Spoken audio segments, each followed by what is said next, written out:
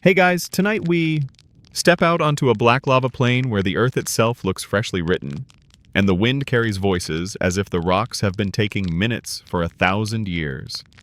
You stand at Thingvellir, the assembly field, where Icelanders once gathered each summer to turn quarrels into sentences, and sentences into the kind of punishments that sound peculiar until you realize how carefully they kept a small society from tearing itself into fjords.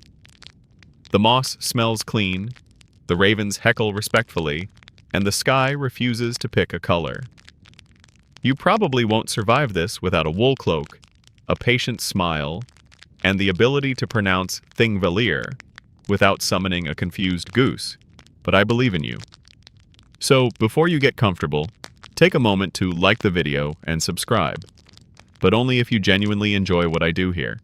And drop a comment with your location and local time so we can line our little campfires across the map. Now dim the lights, maybe turn on a fan for that soft background hum, and let's ease into tonight's journey together. You trudge along a path edged with birch scrub until the ground opens into a natural amphitheater. Cliffs of broken basalt. Water sliding cold and clear through the rift. This is a valley between continents. North America tugging one way, Eurasia the other, and the island politely refusing to choose. In the middle of this grand, slow argument sits a low rise, Logberg, the Law Rock, where a man with a good voice stands and turns memory into policy. A mainstream historical fact hums under your feet. In 930 CE, Iceland's Althing was established here, one of the world's oldest parliaments, meeting each summer to hear suits, recite law, and decide punishments that ranged from fines to outlawry. No crowns, no stone gallows, just neighbors, law, and a lot of listening. The listening is its own theater. Booths, booter, rise from turf and stakes, roofed with sailcloth, bright blankets flapping like heraldry powered by stubborn breezes. Smoke threads up from cooking fires, cured lamb, flatbread, and a dot of sour skyr that pretends to be dessert and gets away with it. Traders lay out combs of bone, walrus ivory trinkets, and Norwegian iron with the seductive gleam of a tool that can cut arguments short. Children chase each other between guy ropes. A poet mumbles test lines into the wind. Your toes learn the temperature of glacial water very quickly. Joke 1. Icelandic summer is a prank with nice lighting. At the heart of it, the law speaker, Lögsugumadur, steps onto the law rock. He is equal parts anchor and audiobook. His office runs 3 years, and each summer he must recite 1/3 of the law from memory. You tilt your head and feel old syllables snap into sense. Rules about homesteads, river rights, driftwood, and yes, punishments. He isn't a judge. He is a mouth that keeps the nation from forgetting itself. When you hear how fines are stated, so many ounces of silver, or so many lengths of vadmal, homespun wool cloth, you catch a quirky tidbit the booths already hinted at. Cloth functions as currency. People here have opinions about thread count centuries before you do. A bad weave can lose a case. You slide closer to the Logretta, the law council, where chieftains, Godar, sit with their advisors in a ring and turn fury into formula. They'll weigh whether a slander deserves a fine, whether a brawl rises to outlawry, whether a boundary stone was shifted by a storm, or a neighbor with creative ethics. Punishments are not shouted. They're spoken until they fit. Historians still argue whether the law rock's precise location shifted over the centuries, different outcrops may have served as the podium as the assembly expanded, or whether the current stone was always the stage. Either way, the point is the performance. The voice, the crowd, the shared memory keeping order without a king. Out in the crush of booths, a case becomes a parade. 2 farmers who used to be friends present a sheep with a suspicious haircut as evidence. A witness swears in the old way, palm to a sacred ring, voice steady even though his brother keeps making helpful faces. Joke 2.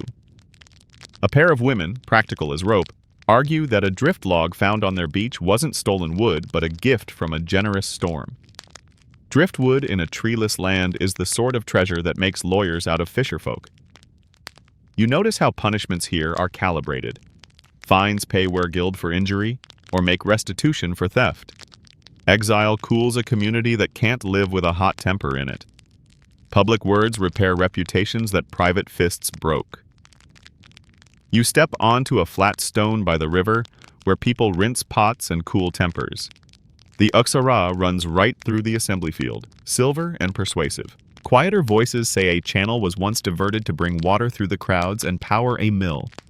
Historians still argue whether that watercourse was altered in the Commonwealth period or later. You decide not to pick a fight with hydrology and simply enjoy a sip. Farther downstream, someone points to a pool with a shiver of superstition in the voice. Punishments will take you there in later centuries. For now, you file the name away the way you file a cloud you're not done with yet. A herald calls out court sessions. Quarter courts here, appeals there. The Fifth Court, a national appeal court added in the 11th century, will eventually catch the cases that slip through the quarter nets. You imagine waiting in that crowd, feeling your future in the temperature of your neighbor's silence. It's public by design. If you are fined, everyone knows. If you are outlawed, the field itself empties around you like a tide. These are punishments that share the weight across the community. No executioner's block, but also no private revenge without consequence. You pass a tent where traders are weighing silver on balances so delicate you hear them breathe. A man haggles with a strip of vodmal measured in ells, muttering about the weave as if the cloth had once insulted his goat. In a booth next door, a scribe's pen scratches calfskin. Law codes will eventually be written down as grogos, gray goose, and you get another mainstream fact to tuck under your cloak. By the 12th and 13th centuries, parts of the law that were once only recited are being compiled into manuscripts, even as the habit of public recitation lingers like a comforting melody. Writing doesn't replace performance, it travels with it. The punishments you'll meet tonight begin to gather like weather on the edges of conversations. Someone mentions Fjorbaugsgarder, lesser outlawry, 3 winters of exile, as if describing a long walk with fewer friends. Someone else tightens their belt when another voice says Skogganger, full outlawry, forest walking, and the space around that word grows cautious. You ask, gently, how often the axe falls from a gallows, and people look at you as though you've suggested building a castle out of ice. Technically possible, theatrically unnecessary. In a thinly populated island where hands are scarce, the law prefers to turn heat into distance and debt into cloth. You hover near a storyteller whose verses make satire feel like a tool. Nid, insult poetry, can cut like winter, and carved shame poles can sprout overnight on your hill if you quarrel without caution. But here, even that turns legal. Too sharp a verse, and you'll find yourself paying in silver or worse. The law speaker names the penalties with the same calm voice he uses for river rights and marriage clauses, as if to say, community or chaos? Pick one, and bring snacks. As the sun loops but refuses to set, you realize you've been in a day that behaves like a long hallway. Light pooling, voices taking turns, decisions forming in the open. You tuck the smell of turf walls into your memory, the taste of sour milk sweetened with a little whey, the particular tone a crowd makes when justice lands. Someone sells you a simple bone comb. You pretend it's for your hair, and not for the aesthetic of holding an artifact. Joke 3. Somewhere, a raven heckles like a town councilor with excellent timing. Before you leave the law rock for the night, the law speaker lifts his arm and the crowd hushes with the speed of a trained animal. He names the fines for trespass, the exile for manslaughter, the ban on carrying weapons into the assembly, the protection given to those under a chieftain's peace. He speaks punishments the way a carpenter speaks levels and lines, not to hurt, but to build. You feel that rightness like a plumb bob in your chest. The lava plain glows, the Uxara whispers, and the island, this thin, stubborn raft between plates, keeps its balance for one more summer by the ritual of words. You ease closer to the law rock until the law speaker's breath is a metronome and the wind edits his sentences only a little. He stands without paper, which makes your modern wrists itch for a notebook, and he begins to pour the country out in clauses. Bright, square handfuls of words designed to stack. You feel how each sentence clicks into the next like turf blocks, how the rhythm keeps memory from sliding off the basalt. He isn't improvising. He is unspooling a script everyone here knows well enough to argue with. And that's the point. In a land with few jails and fewer trees, law lives by recall more than by iron.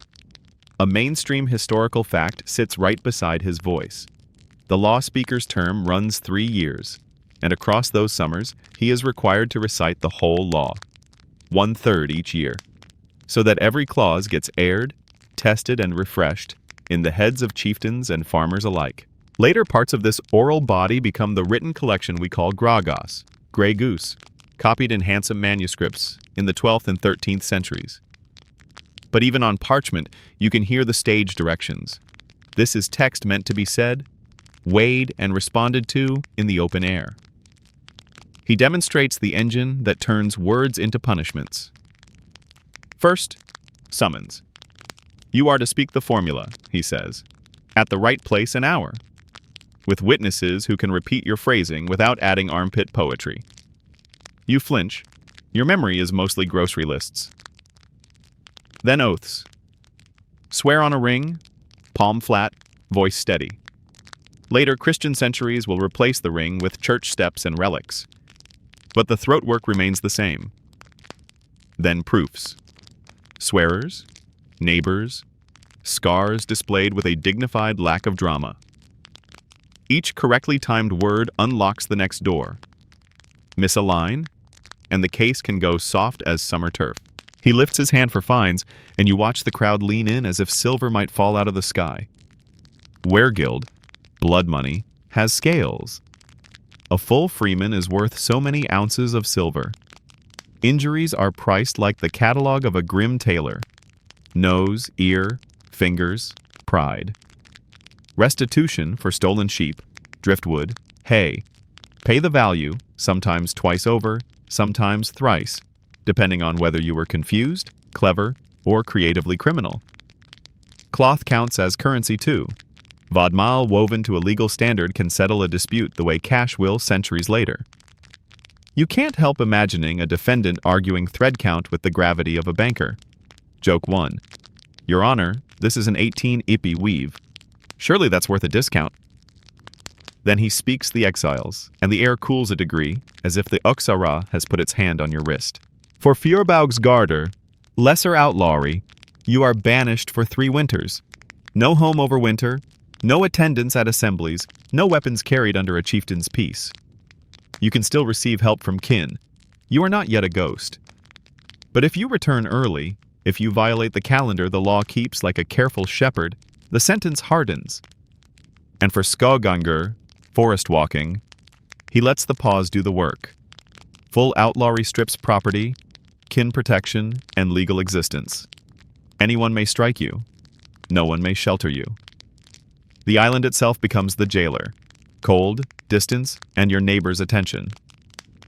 You notice there is no scaffold here. No headsman with a professional frown. The law builds conditions and lets the landscape enforce them. He turns, almost casually, to penance, because the island has converted, of course, around the year 1000, with that famously pragmatic decision at the Althing to accept Christianity while granting exemptions for a time. After that, some wrongs can be answered by church tools. Fasting for so many days, alms for so many poor, a barefoot pilgrimage that sounds noble until you imagine it in sleet. The law speaker sketches how secular fines and sacred penances can be paired, added, or substituted, depending on who you offended, God, neighbor, or both, and who is judging. You realize punishment here is a palette, not a single color. Between clauses, he explains how memory keeps from fraying. He uses alliteration like nails. Fines, full, and forfeitures pile into a sticky braid. He anchors deadlines to feasts. Announce the suit before midsummer. Bring witnesses at the bell of mass on the first day of the quarter court. The crowd hums in approval when he hits a passage everyone loves to quote, something snappy about fences and neighborly honesty, and you feel the social glue setting around those words. Quirky tidbit. A boy next to you counts clauses with smooth pebbles, dropping one for each completed paragraph into a small leather sack. Later, he'll turn the pebbles into sling practice, which explains both his accuracy and his legal fluency. He moves to the ritual of silence.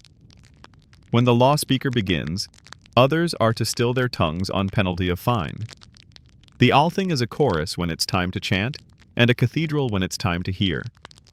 If you interrupt, the fine scales up depending on whether you burped a helpful correction or delivered a full poetic tantrum.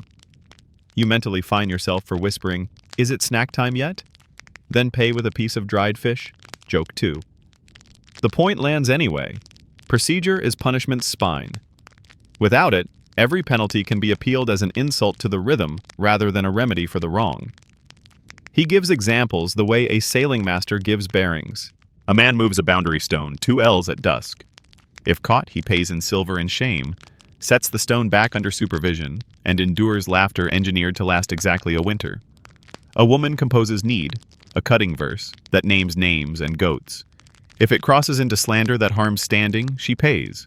Or, if she doubles down, faces a ban from assemblies until she composes a counterverse of apology. You try to rhyme thingvalier with civilly and decide to leave poetry to professionals. Joke 3.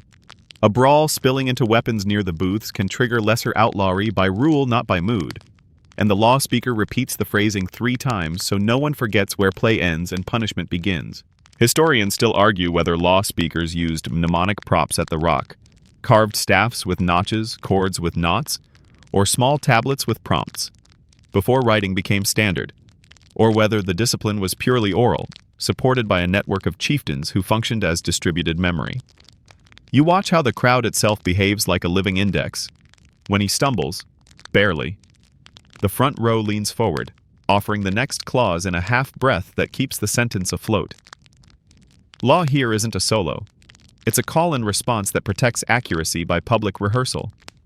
You notice, as the sun slides across your shoulder like a polite shawl, that words aren't just punitive, they are preventative. The law names where weapons can be carried and where they must be left at home.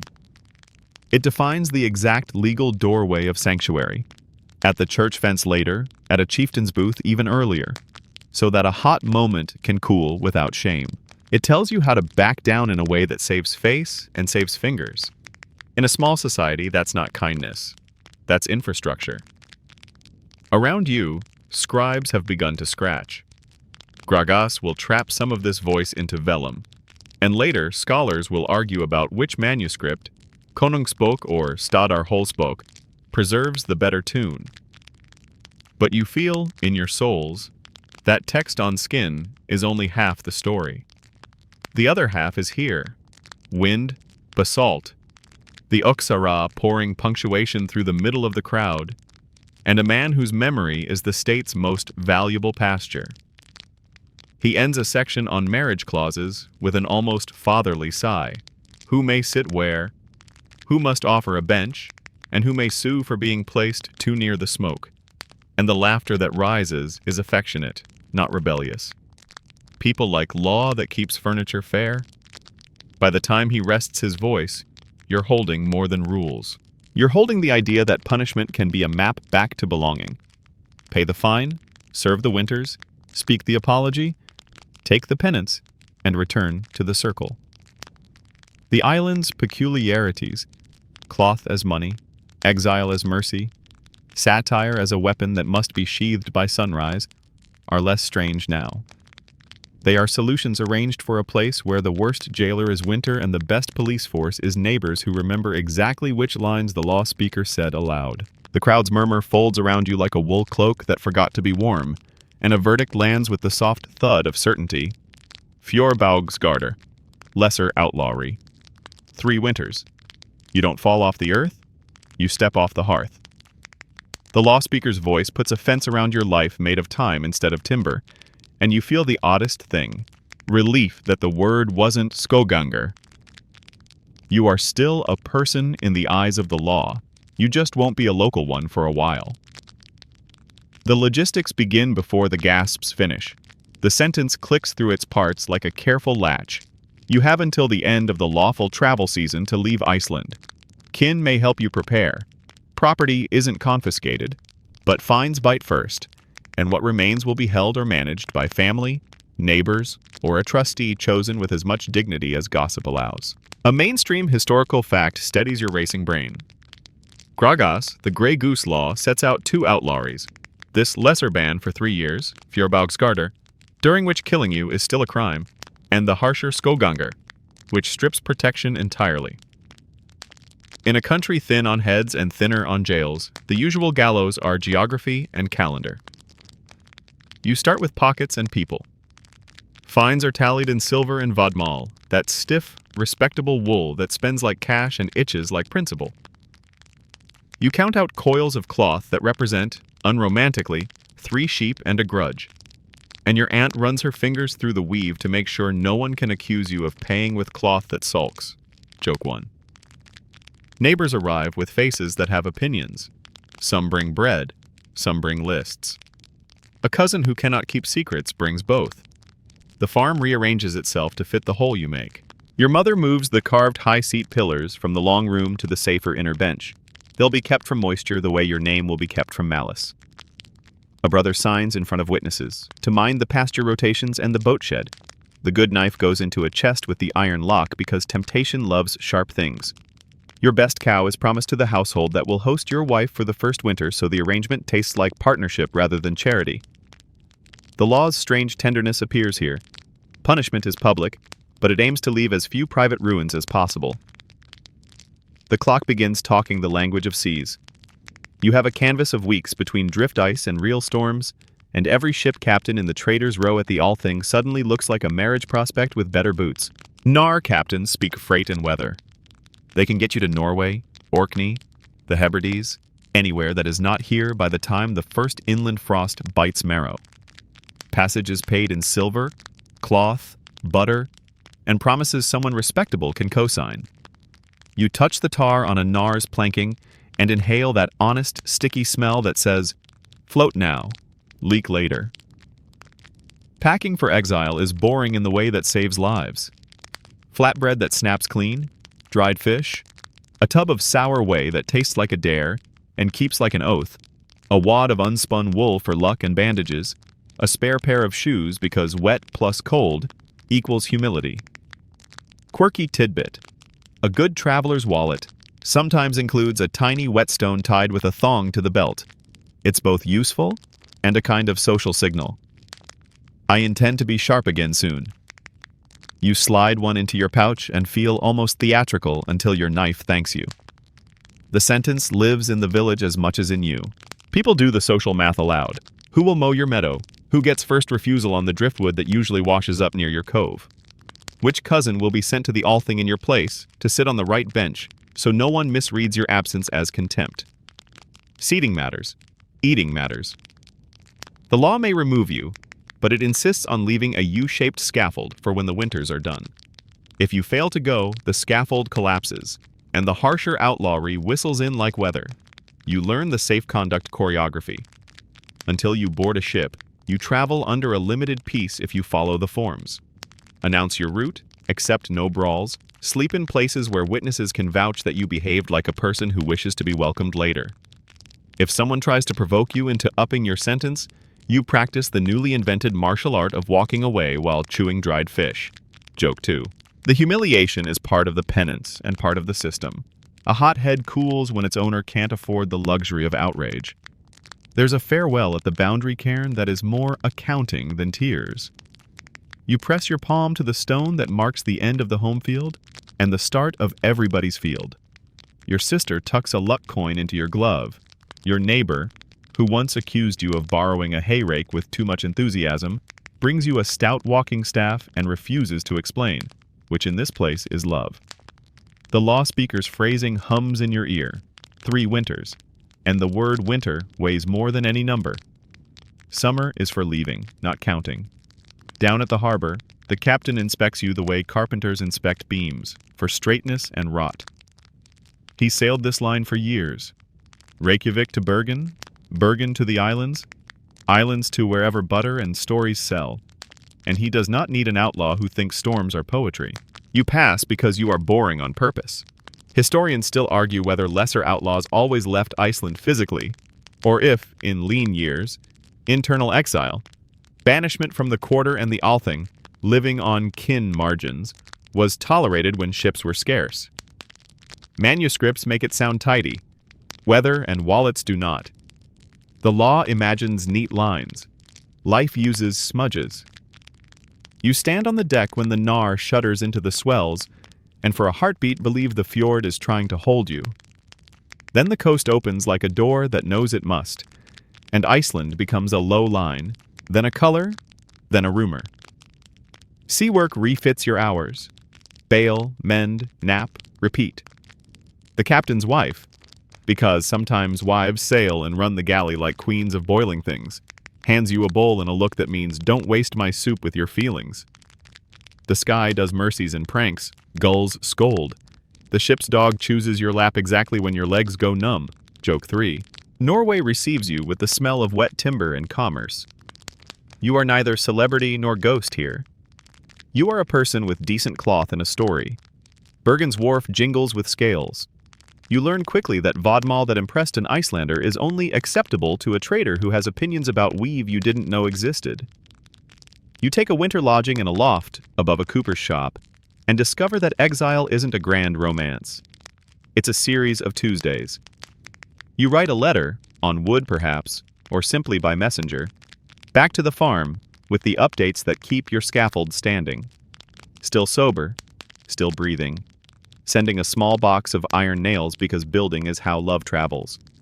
The 3-year clock runs on festivals as much as on seasons. Yule 1, Yule 2, Yule 3. You keep count by candles and by the taste of the New Year's first ale. You serve useful gossip to ships headed home because generosity is a kind of insurance. When summer comes, you load butter into a barrel bound for the islands, help tie down a mast that resents ropes, and learn quietly to be a good guest so you can one day be a good neighbor again. Time widens and then thins. You sleep, you mend, you help unload stockfish until your shoulders think they live in a wooden world. People like you land in sagas as side characters who went abroad for some winters and come back sturdier, or sneak into history as the founders of smaller worlds, Greenland farms named for men who may have been nudged seaward by verdicts. Exile has that fork. Punishments become horizons. Historians still argue whether the legal pressure of Fyrrbaugsgarder substantially fed westward expansion, or whether we simply like tidy cause and effect storytelling. Ships were going anyway, and men with reasons to leave climbed aboard with men who had reasons to trade. When the third winter bows and steps off stage, spring spills over the threshold so fast your heart trips. The journey home does not include trumpets. It includes damp socks and a captain who has learned your dependable face. The coast reappears. Gray, then greenish, then the specific green of your own valley's moss, and you feel the law's fence unlock like a gate whose latch you suddenly remember. Back at the boundary cairn, your sister has kept the luck coin in a bowl by the door. Your aunt has kept the comb you pretended you bought for your hair. Your mother has kept opinions about your beard. You present yourself at the Althing with the same deliberate steps you used to leave it.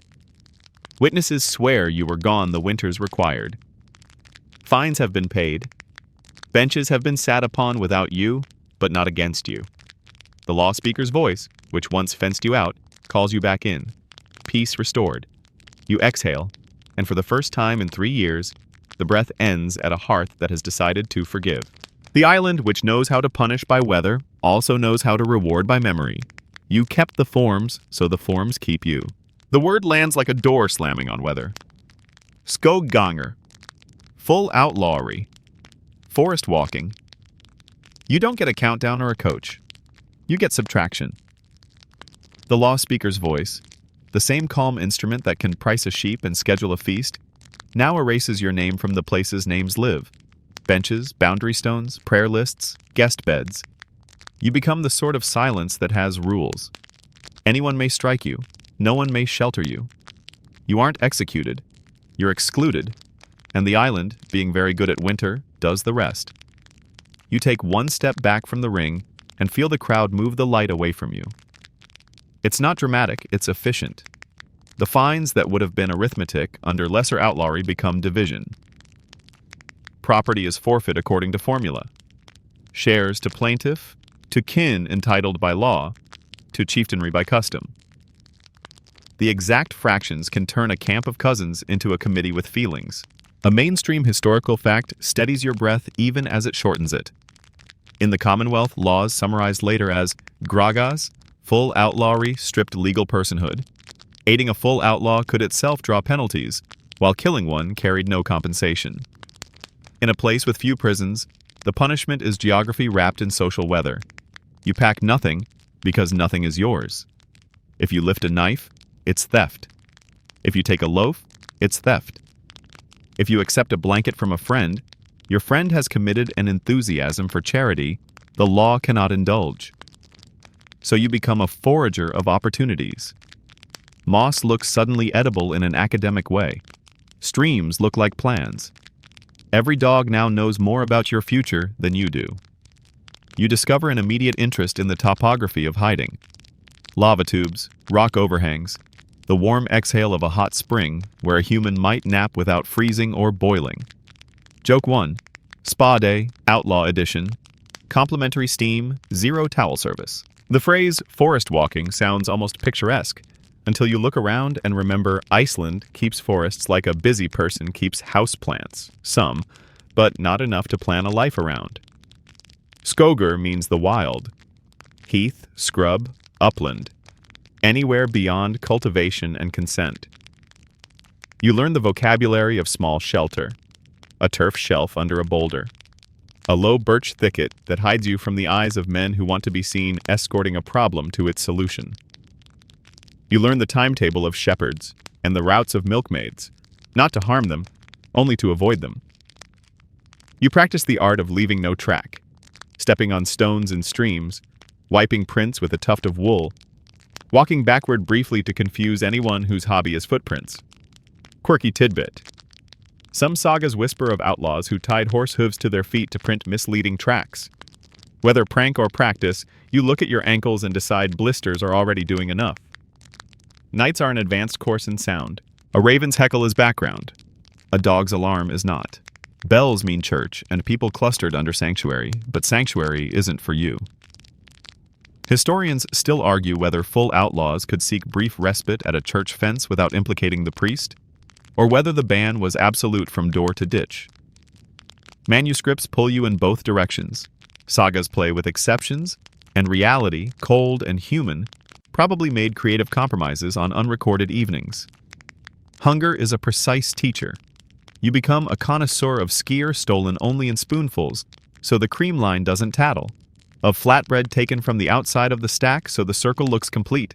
Of fish left on racks to dry that you return with interest later by untying a wolf from someone's sheep line with a rock, which is to say you whisper a prayer to chance and hope it becomes substitute coin. You do not hurt the weak because the weak are the ones who might someday speak for you when someone asks, years from now, did he rage or did he pass like weather?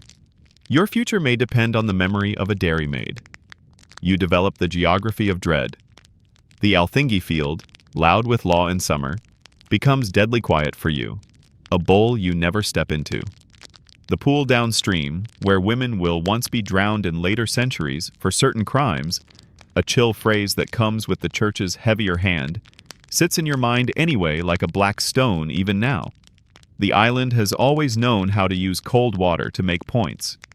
You skirt farms where the dogs are conversational and favor those where a housewife sings off-key. A singing housewife is often too busy for sport. You also develop the geography of rumor. Sagas will later fatten outlaws into legends. Grettir with his absurd endurance, Gisli with his grim calculus. Their shadows are useful. They convince pursuers to respect boulders and think twice about twilight. A mainstream truth shaded by literature. While a few outlaws survived years by cunning and mercy from secret friends, many more likely faded fast, caught, killed, or folded back into settlements we don't hear about because, and then everyone quietly compromised, is not a popular verse structure. Historians still argue whether saga outlawry dramatizes a rare penalty or reflects a fairly common, if often short, social fact. You, being practical, prefer not to be data. Every man's enemy, the phrase says, but enemies still have faces you know. The neighbor who always resented your fence by 2 fingers. The cousin who has a taste for heroic gestures and an alibi mood. The young man eager to earn a reputation at a discount. You read their feet, not their boasts. A boy with new boots is dangerous. He'll walk farther for less reason. An old man with a good staff is more dangerous. He knows where people actually go when they're not making speeches. You keep to ditches when carts creak past and learn to lie as still as a rolled rug when a house's door opens at night. You build, absurdly, a code of politeness no one will praise. Never take a hoard you cannot repay in some crooked way. Never spook a child. Never sleep twice in the same hide. Never light a fire on a ridge. Always put a rock on a pot lid. So a housewife thinks her household spirit did it and smiles. You become, in short, a petty god of domestic inconveniences. Joke 2. The patron saint of who moved my ladle. This won't save you if someone ambitious wants your scalp. It may save you from becoming a word mothers use to scare nap dodgers. The weather does most of the punishing. Summer rain, fine as gossip, will soak you just deeply enough to make your wool a character flaw. Autumn wind will edit your plans until they're all monosyllables. Winter, if you last that long, will take one look at your cleverness and decide to teach humility by January. No iron cell ever matches a night on a moor when you can't feel your toes and you can feel the dogs. You begin to understand why the law prefers this to execution. The land is both cheaper and more persuasive. If someone gives you bread anyway, the law might look sideways at them unless they package it as accident. Left the loaf on the sill. Didn't see who took it. Must have been the cat, which is everyone's favorite legal theory. Joke 3. In Icelandic, the cat did it, is a surprisingly robust defense stream. Aiding a full outlaw can pull fines down on a household like snow off a turf roof. So help tends to arrive as clumsiness on purpose. You collect such clumsiness and hoard it like a squirrel who once had a bank account. Occasionally, viciousness dresses up as virtue. A man comes out to parlay, which in this context means testy whether your ankle is faster than his story. You answer by not answering. Silence, which used to be expensive at the Law Rock, is now cheap and keeps you alive.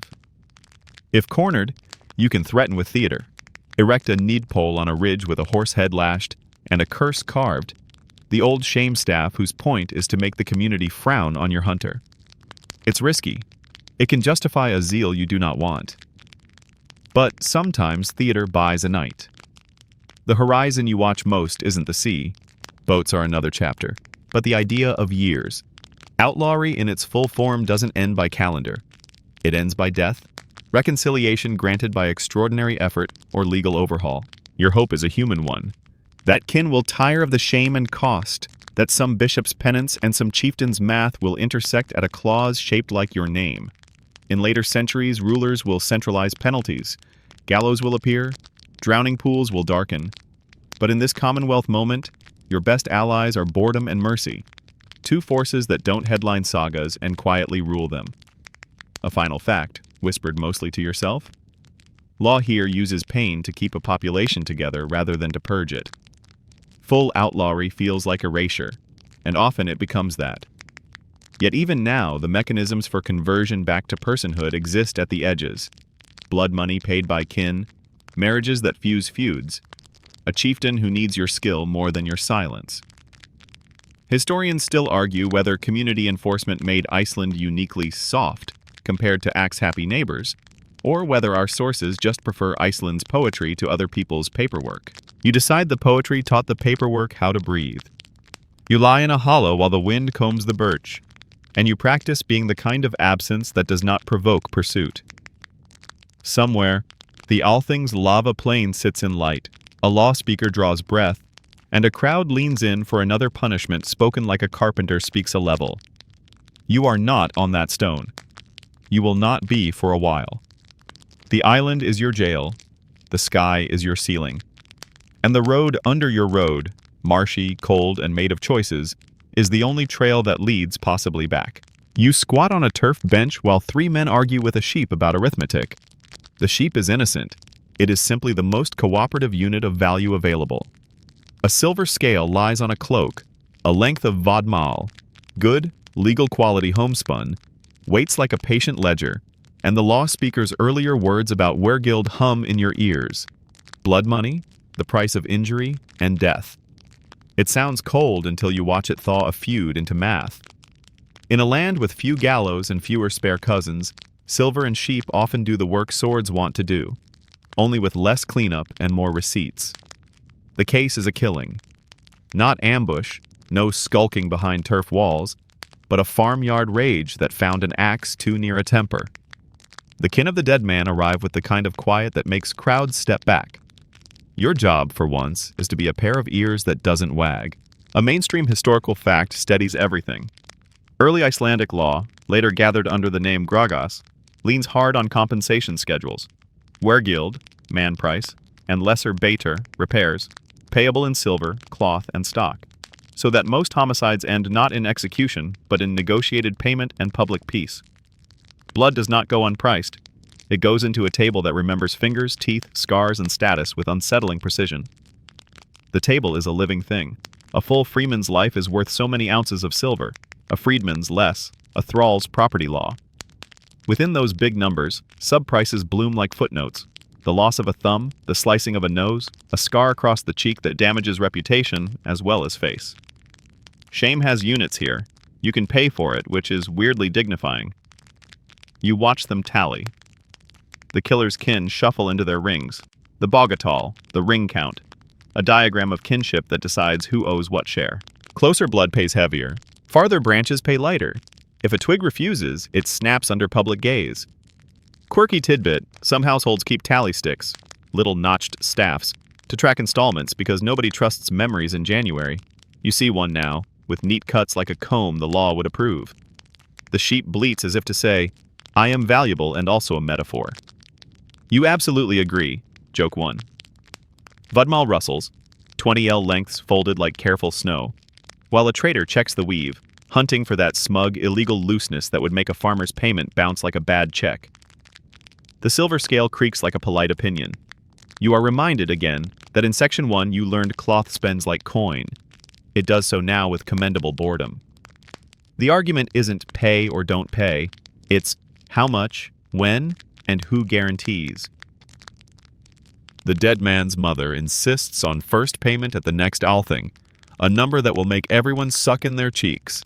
The killer's brother proposes 3 installments over 3 summers, because cows turn into more cows if you give them a minute. Sureties step forward, men who will stand embarrassed and responsible if payments fail.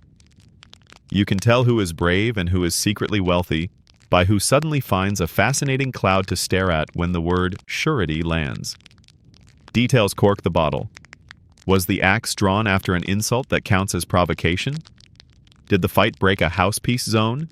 The inner room? The bed platform? The sacred space near a high seat pillar? Where penalties double by rule because home is supposed to be a soft-edged place? Did the killer announce his deed, grim but honest, and summon witnesses? Or did he go quiet and hope rumor would smooth the corners? Each answer nudges the math. Historians still argue whether our surviving manuscripts capture the compensation levels and multipliers as practiced in the 10th and 11th centuries, or whether 12th and 13th century churchmen and scribes massaged them toward penance and order. The tune you hear today may be an old melody sung in a slightly newer key. The law speaker, who knows how to be theatrical without looking like he enjoys it, recites the base wergild and then the addenda, the way a cook reads a recipe. 1 measure of life price, a pinch of place shame, a spoon of insult. Stir with witnesses, bake at midsummer. He names the pathway if payment fails. First fines, then greater ones, then, if a man refuses the social web entirely, lesser or full outlawry. But the mood in the ring is not headed to the moors. It's headed to the barn. Punishment here keeps a family fed while announcing to the valley, we have turned the anger into numbered cloth. You feel, not for the first time, how Icelanders let math perform mercy. There are executions in the record, later, more often under royal law and ecclesiastical pressures, but in this Commonwealth idiom, death by law is rare and expensive. The island can't afford dead neighbors when blizzards do that for free. Instead, it installs a habit. You break a life, you buy a piece, you cut a cheek, you repair a name, you break the rule about weapons at the althing, you pay twice because you made law feel unsafe in its own house. Everyone learns these prices when the law speaker sings them. Everyone hears the sums today and can recite them at a winter feast without looking smug. Inside the arithmetic is theater. The handing over ritual is public. The first installment may be paid at the assembly, a coil of cloth placed in a palm, silver weighed with measured indifference, A sheep tugged to the right side of the fence and not the left. You can smell relief when the first unit crosses that invisible line. The dead man's kin don't forgive, they accept. The killer's kin don't forget, they commit. You see hands clasped that earlier only hovered. The law can't fix grief, but it can keep grief from going freelance. Some corners of the tariff are almost mischievous. Shame a man with a verse that crosses into need. Remember, you'll meet that more dramatically in Section 6, and you might find yourself paying for the intangible harm of dignity dented. Cut a neighbor's hay on the sly and the multiples will make you wish you'd just asked to borrow a scythe. Move a boundary stone and, under certain phrases the law speaker likes to repeat with a flourish, you pay not only for the theft of ground, but for the audacity of moving Earth's eyebrows. Joke 2. The eyebrow tariff is steep and no one looks good in it. Your head briefly tries to convert units, sheep to ells to ounces to social capital, and then wisely stops. What matters is the shared belief that numbers can stand between hot hands. You ask a quiet question. What if the killer's kin are poor? The answer is the island's version of insurance. The circle widens. More distant kin, allied households, a chieftain whose prestige is partly his ability to make weregild happen without turning the valley into a courtroom. If the circle fails, outlawry yawns. But the circle hates to fail because everyone understands how expensive wolves are when they start walking on two legs. Not every scale balances neatly. There are spiteful holdouts and spectacular sulks. Sometimes a widow refuses a settlement because the number feels like a second insult. Sometimes a rich man pays quickly and then behaves like a peacock, which is a legal bird but a bad neighbor. Sometimes a poor man makes the first payment with a cow that is very pregnant and very clever, and by next summer the ledger looks friendlier. Historians still argue whether the peace-weaving marriages you occasionally see after a settlement, kin from both sides joining houses, were common strategy or saga flourish. Either way, your nose can smell a kitchen where stew has been tasted by both families and nobody died of the seasoning. The final lay of silver hits the scale and does the tiny authoritative clack everyone has been waiting for. A scribe, who has the relaxed posture of a person whose work begins after everyone else is tired, notes the names of sureties and the dates of next payments. Someone ties a knot in a cord, the reminder string that will live behind a door and thump gently when passed, domestic law tapping the shoulder of forgetful mornings.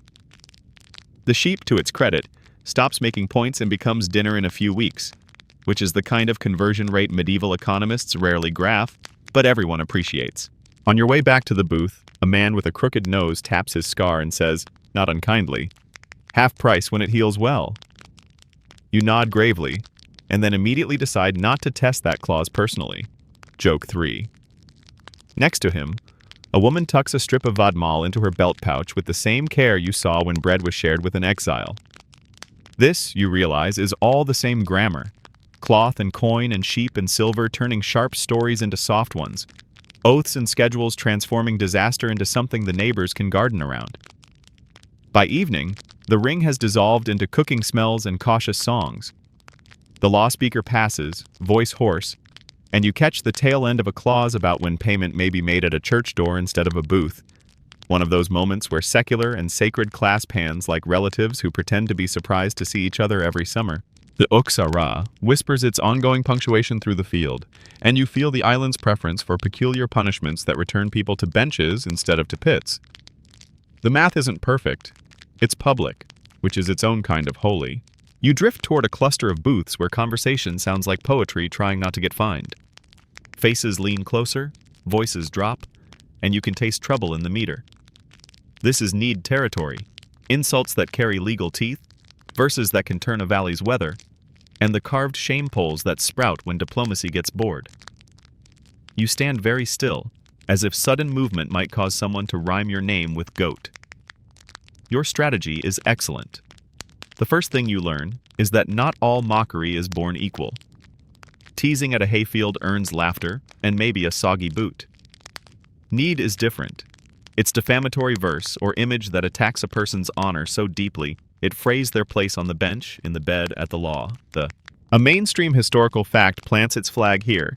Icelandic law, later preserved in Gragas, explicitly penalizes defamatory verses and accusations that impugn a man's honor, especially the taboo charge of ergi, unmanliness in a technical, legally dangerous sense, with fines and, in the gravest cases, outlawry. Words can cost sheep. The wrong words can cost winter. Verses travel fast. A poet with a grudge can pin you to a wall made of syllables. If he's clever with kennings, those metaphor knots that make whales seahorses and swords wound icicles, you might not even notice your bleeding reputation until the second stanza. The law tries to fence that energy. Compose a verse that harms standing pay. Repeat it publicly near the booths. Pay more. Carve it on wood and hang it where passers-by snicker. We'll have a meeting. The law speaker, who likes his alliteration tidy, will call the penalties out with the same calm he uses for driftwood rights. And you will nod as if you didn't laugh earlier. Joke 1. You laughed earlier. God heard. Shame takes shape in wood when words feel insufficient. You follow a whisper trail up a slope to see a fresh nidstong, shame pole, planted at the edge of a boundary, its top carved and set with something grimly theatrical. A horse's head, jaws askew, turned toward the farm that has offended. Runes snake down the shaft like low thunder, cursing the land's luck until the insult is answered. Quirky tidbit. In Egil's saga, a favorite of campfires, Egil Skallagrimson famously raises a pole topped with a horse head and bites the land spirits, landvettir, of his enemies, turning the head toward their shore. Practitioners swear the wind itself tilts for a week after a good pole. You feel the back of your neck notice the way the head points. Even shame poles have etiquette, because of course they do. Raise one too near a homestead and you risk the house peace multipliers that make fines blossom like heather. Raise one from the right-of-way, and you can argue it's a message, not trespass. If you carve runes, spell their curses carefully. A sloppy stave invites mockery from every child who's ever stolen a bit of charcoal. Joke 2. Somewhere, a scribe is correcting your grammar under his breath in the universal language of superiority.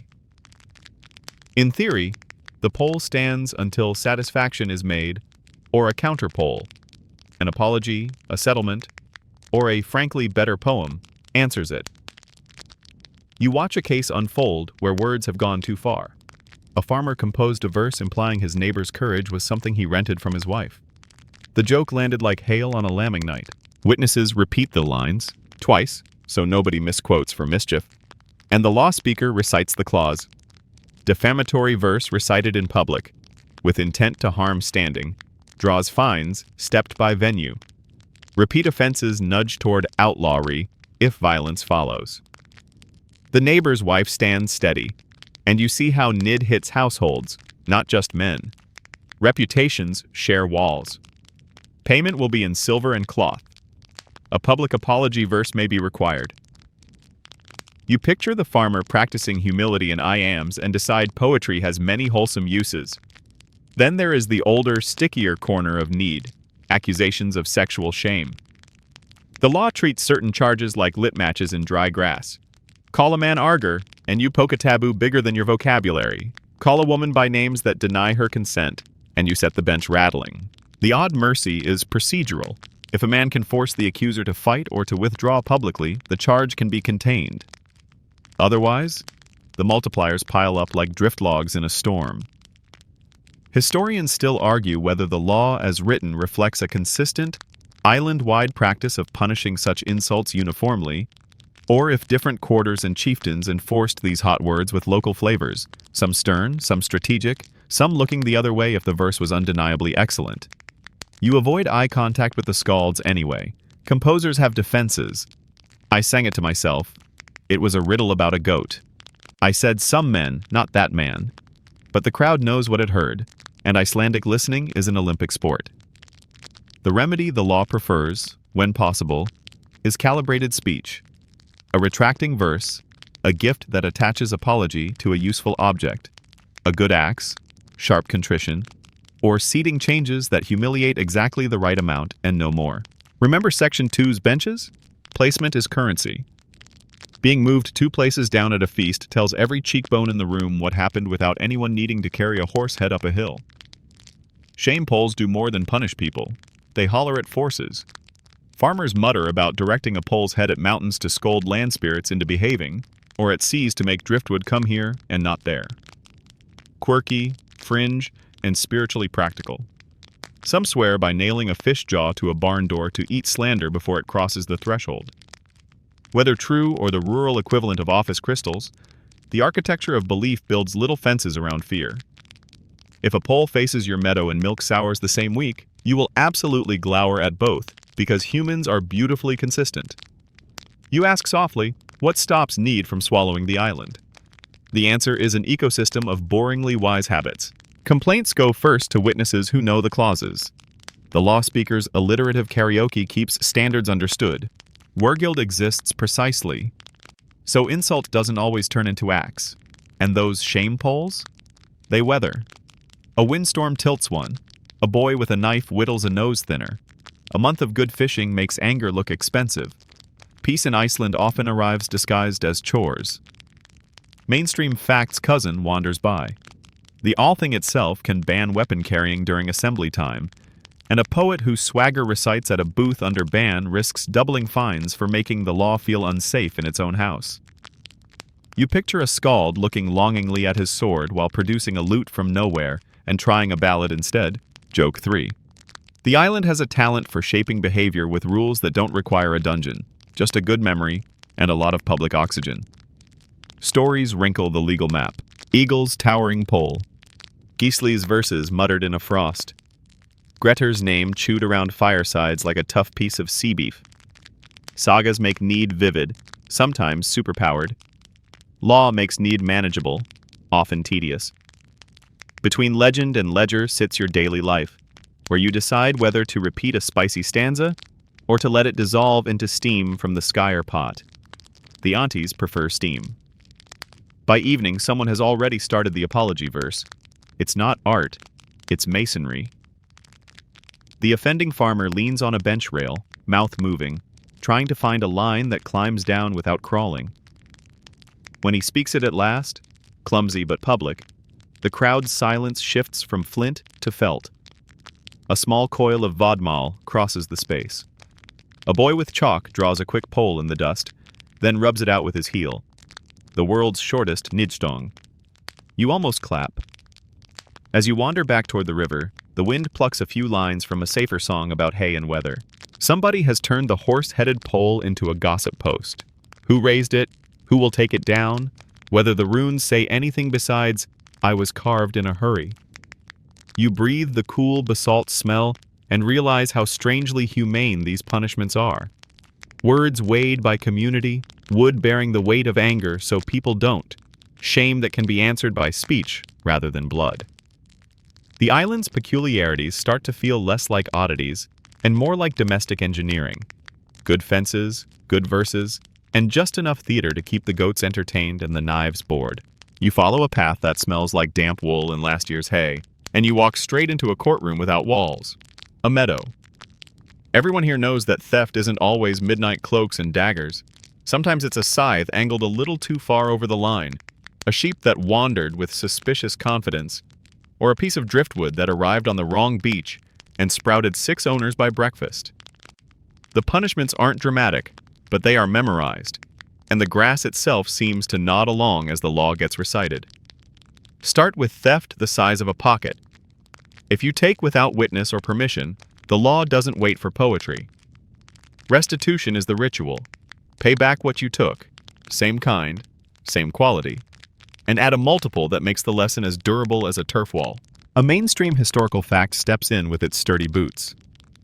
Icelandic law, as gathered in Gragas, prescribes multiples, often double or triple value, for theft, with severity rising for breaking house peace zones, night offenses, or stealing food in lean seasons. Repeated offenses can tip into outlawry. No one has to like you to agree on the number. They just have to count. Counting is a sport. A boy carries a tally stick notched for each obligation. A woman rolls a length of vadmal, good, legally woven cloth, until it measures the agreed L. A trader's little beam scale creaks while silver thinks about being helpful. Your job is to keep your eyebrows neutral when a defendant presents a coil of cloth so loose you could store wind in it. The weave is checked by hand because cheating wants to live in the thread. Joke 1. Somewhere, a weaver's guild of aunties is sharpening its looks. Now driftwood, the island's gift shop. Trees are a rumor in much of Iceland. You burn dwarf birch and good intentions unless the sea donates timber. Wood that washes ashore, recce, has rules that make coastal walks into legal adventures. Each stretch of strand falls under someone's claim. Cutting a log where you shouldn't can feel like stealing a winter. People carve marks, set stones, and remember which gully means whose. Beached whales, havalrecce, are even bigger weather. Meat, oil, bone, drama. The law assigns ownership by shoreline and circumstances. A man who discovers a whale at midnight and tries to move it before a witness arrives is usually unimpressed later by how unimpressed the court is. Quirky tidbit. In some places, custom says the finder gets a finder's cut if he announces loudly enough to wake the hills. You picture bellowing "whale" and half the valley turning up with knives and recipes. Trespass is partly geography, partly theater. A field has skins. The outer path anyone can use, the inner swath where the scythe dances, the hayrick's footprint that is basically a bedroom during the slaughter haymaking weeks. Step wrong and the fine doubles, not because the grass has feelings, but because the household does. Housepiece extends outward in invisibly bracketed rings. Inside the door, by the bedboard, near the high seat pillar. Break peace there, steal, strike, or shout slander, and the law multiplies responses like a careful baker. Historians still argue whether every quarter enforced these rings of peace uniformly, or whether local chieftains salted the rules with custom, giving hills and valleys distinct personalities in how they priced insult and intrusion. Hay crimes? Yes, that's a phrase we're using. When summer finally stops sulking and grass stands high, every hour is a bank. Cut hay beyond your boundary, even by a scythe's width, and restitution can look mathematically petty to outsiders and perfectly fair to people who have watched sheep eat through winter like optimistic machines. Move a boundary scythe stone before dawn? Pay for theft of hay and for moving the island's eyebrows. Remember Section 5's joke tax for boundary stones. Let your sheep graze a neighbor's aftermath, the tender regrowth after cutting, without permission, and you will learn new numbers for oops. You hear a clause about tethering goats during hay months because goats are chaos with hooves, which is not a legal term, but should be. Sheep have their own subculture of crime. Rustling isn't a cattle drive drama. It's often just finding a ewe in fog and letting her meet your ram by mistake on purpose. Marks on ears, bits snipped in distinct patterns, read like ownership runes. Steal a marked animal and try to recut the ear? The crowd laughs the strained laugh of people who have seen that trick 500 times. Penalty? Value times the multiplier, plus public humiliation you'll remember at every feast when someone bleats at you very quietly. Joke 2. If a stray sheep wanders in, the law wants you to announce it. Harboring a stray through a season becomes theft with extra bookkeeping. Summer turf itself is a resource with rules. People cut sod blocks, torf, for roofing and walls, and someone always thinks the greener sod is just over the fence. It is. You still can't take it. There are set commons, utmark, where cutting is allowed, and private lots where a man's winter warmth lives in neat stacks. Strip another's turf, and the fine adds up by the cartload. The punishment isn't an afternoon in the stocks. It's return the blocks, pay the multiple, and accept that your neighbors will discuss your character while stirring porridge for a month. Fishing rights sneak in with the tide. A riverbank in salmon season is a courtroom without benches. Set your nets wrong, poach in a man's pool, and you will pay. Fish aren't coins, but they convert quickly. Seal rookeries have owners too. Clubs, dogs, and courage gather at the right tides, and the law remembers who is entitled to the blubber and hide. Historians still argue whether some resource claims preserved in law codes reflect older, pre-settlement custom traced from Norway or grew here under Iceland's particular scarcity. Either way, a habit emerges. If the resource is scarce or critical, the rule is shy of mercy. Punishment tends to be domestic in flavor. A thief stands at the booth and hands over restitution with a great show of boredom. The victim receives it in the same key. Both of them would prefer to be cutting hay. Sometimes the court orchestrates a public chore as penance. Carry wood for the man you wronged during assembly, or reorganize his hayrick under supervision. Is that in the manuscript? Not precisely. It's in the practical elastic that holds these communities together. A chore done under eyes is a punishment that leaves no scars and a lot of conversation. Not all theft is equal opportunity bad. There's a thin mercy clause. Stealing food during hard frost can soften a sentence if the thief didn't cross a house peace ring to do it, and if he leaves a token or a note, which may be apocryphal but is a charming idea.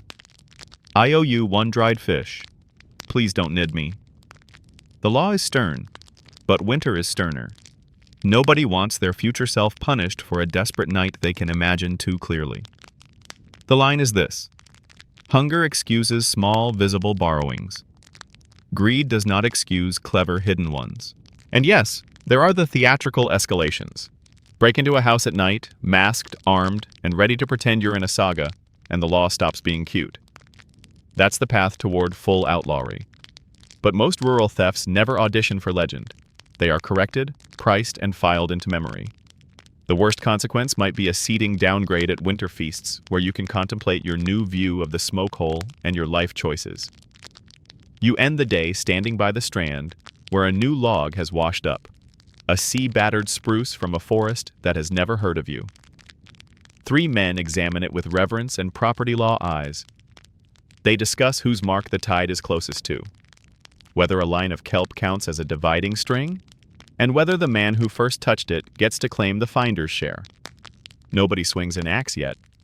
Someone runs a hand along the grain as if greeting a long-lost cousin. Driftwood is warmth, roof, boat rib, spoon, and also punishment, because misclaim it and you'll pay until the stove cools. On the walk back to the booths, a child hands you a small square of turf and says solemnly, "Don't steal."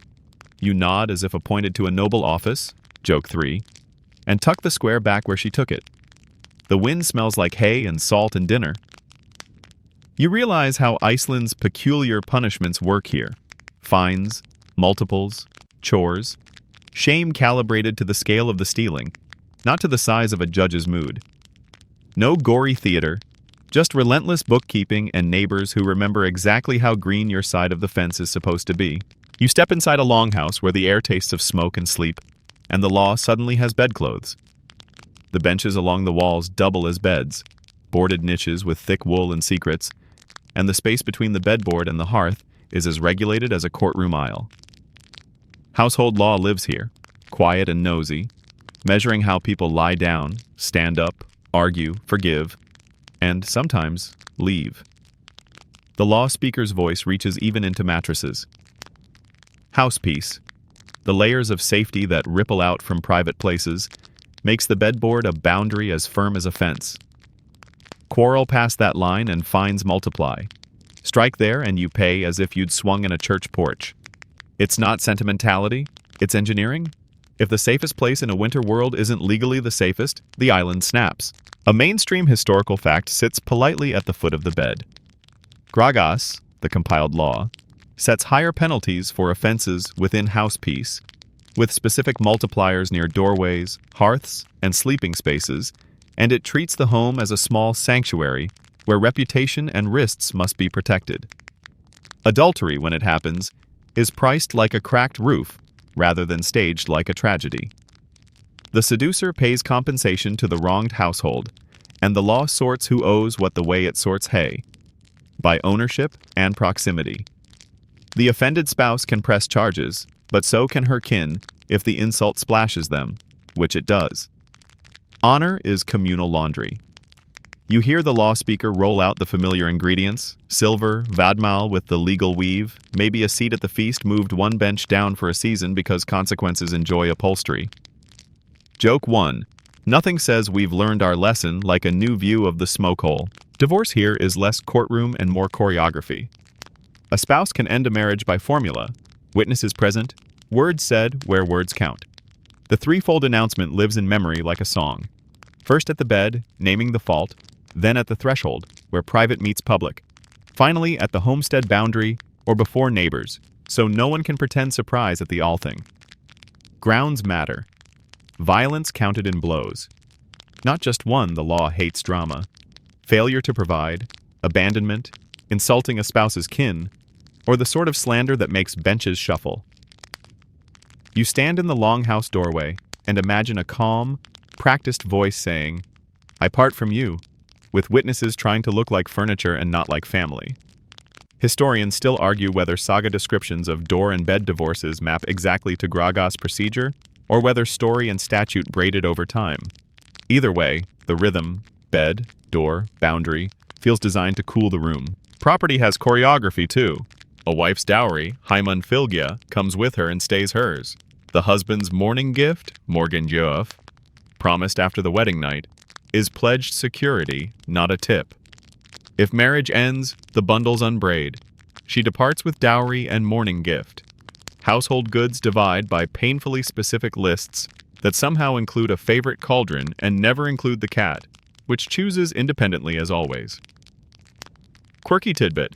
Some households mark prized objects with knife-scratched initials long before monograms are fashionable, because nothing ruins a dignified exit like arguing over who owns the slightly dented butter churn.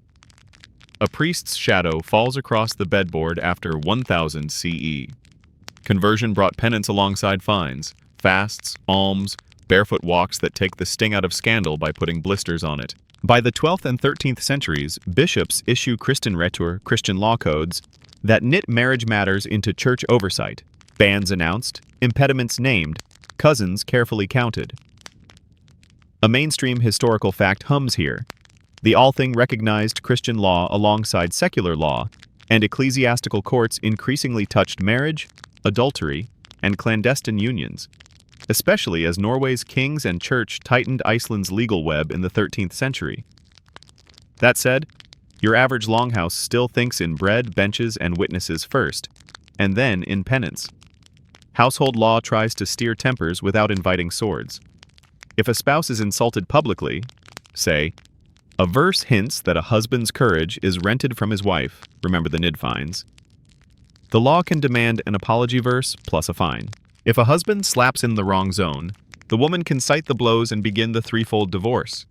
If he fails to provide winter stores, the law counts casks with the same seriousness it counts sheep. The goal isn't to perform tragedy, it's to adjust furniture until the room stops squeaking. Feasts become courts with stew. Seating is a verdict everyone can see. The high seat pillars define honor. The benches declare who has behaved. The smoky low end is where people who need to think about their choices discover new drafts. A man found guilty of adulterous mischief might keep his life, his tools, even his marriage, but he loses a bench's worth of status for a season or 3. And every honeyed glance sent across a trench of people now has to travel an extra yard. Joke 2. Icelandic romance dies when your sweet nothing has to be shouted past an auntie with very sharp ears. The rituals of leaving are almost tender. Clothes lifted from a chest, blankets folded that were once shared, a spindle tucked in a belt that says, "I can spin elsewhere." Witnesses nod at each step because the script prevents escalation. The bed statement, the door statement, the fence statement. There is a mercy in procedure. No one gets to claim surprise rage as an alibi when the words have rung at the right places. Historians still argue whether divorce was common or simply visible because sagas loved tidy endings. Archaeological silence can't count papers burned long ago, and manuscript laws sometimes preserve ideals more than frequencies. What you can feel is a system designed to let people stop harming each other without turning valleys into theaters. Then there are the clauses that look comic until they save lives. No weapons at night on the bed platform, no guests in the inner room after a certain hour unless close kin. If a traveling merchant oversteps, his purse pays not only the fine, but the household's reputation laundering, cloth to the offended wife's kin, an apology at the althing, a seat 2 benches down at the next feast, so his mouth learns humility before his hands remember courage. The law turns temperature down, not up. You notice again the prim silence around proof. Adultery is not a witch hunt category here. It's a claim, tested by testimony, signs, sometimes a shirt left where shirts don't live. The island hates to waste people. It prefers to waste boastfulness. If a man brags about conquest in a verse and it qualifies as need, he can end up financing his own humiliation. Poetry giveth and taketh away. Marriage contracts run like fences through fields. Clauses about moving abroad. If he insists on Norway and she refuses, who keeps the farm? About fosterage of children. About how many witnesses have to hear each vow. The language rubs along the grain of real life. If a couple can't stand each other, the law gives them a door. If they can, it gives them a pattern to survive winter. Who sits where? Who contributes what? Who owes whom? Apologies when a stew boils over metaphorically and literally. Joke 3. The only clause missing is, replace the lid you borrowed from your mother-in-law. But everyone knows it anyway. Church penance and secular fines sometimes walk hand in hand across this hearth. A husband pays silver for slander. Both spouses do a short fast to sand the edge off gossip. The priest advises a pilgrimage no farther than the parish boundary because sheep still need hay. Kristen Retur tightens cousin marriage rules and requires bans that gossip happily performs. Gragas keeps its tally of cloth and injuries. And the household returns to the business of turning winter into spring. When you step back outside, dusk has tucked itself into the valley like a blanket pushed to a chin. The benches inside will whisper about tonight for a decade. Who spoke steady? Who acted like a fallen axe?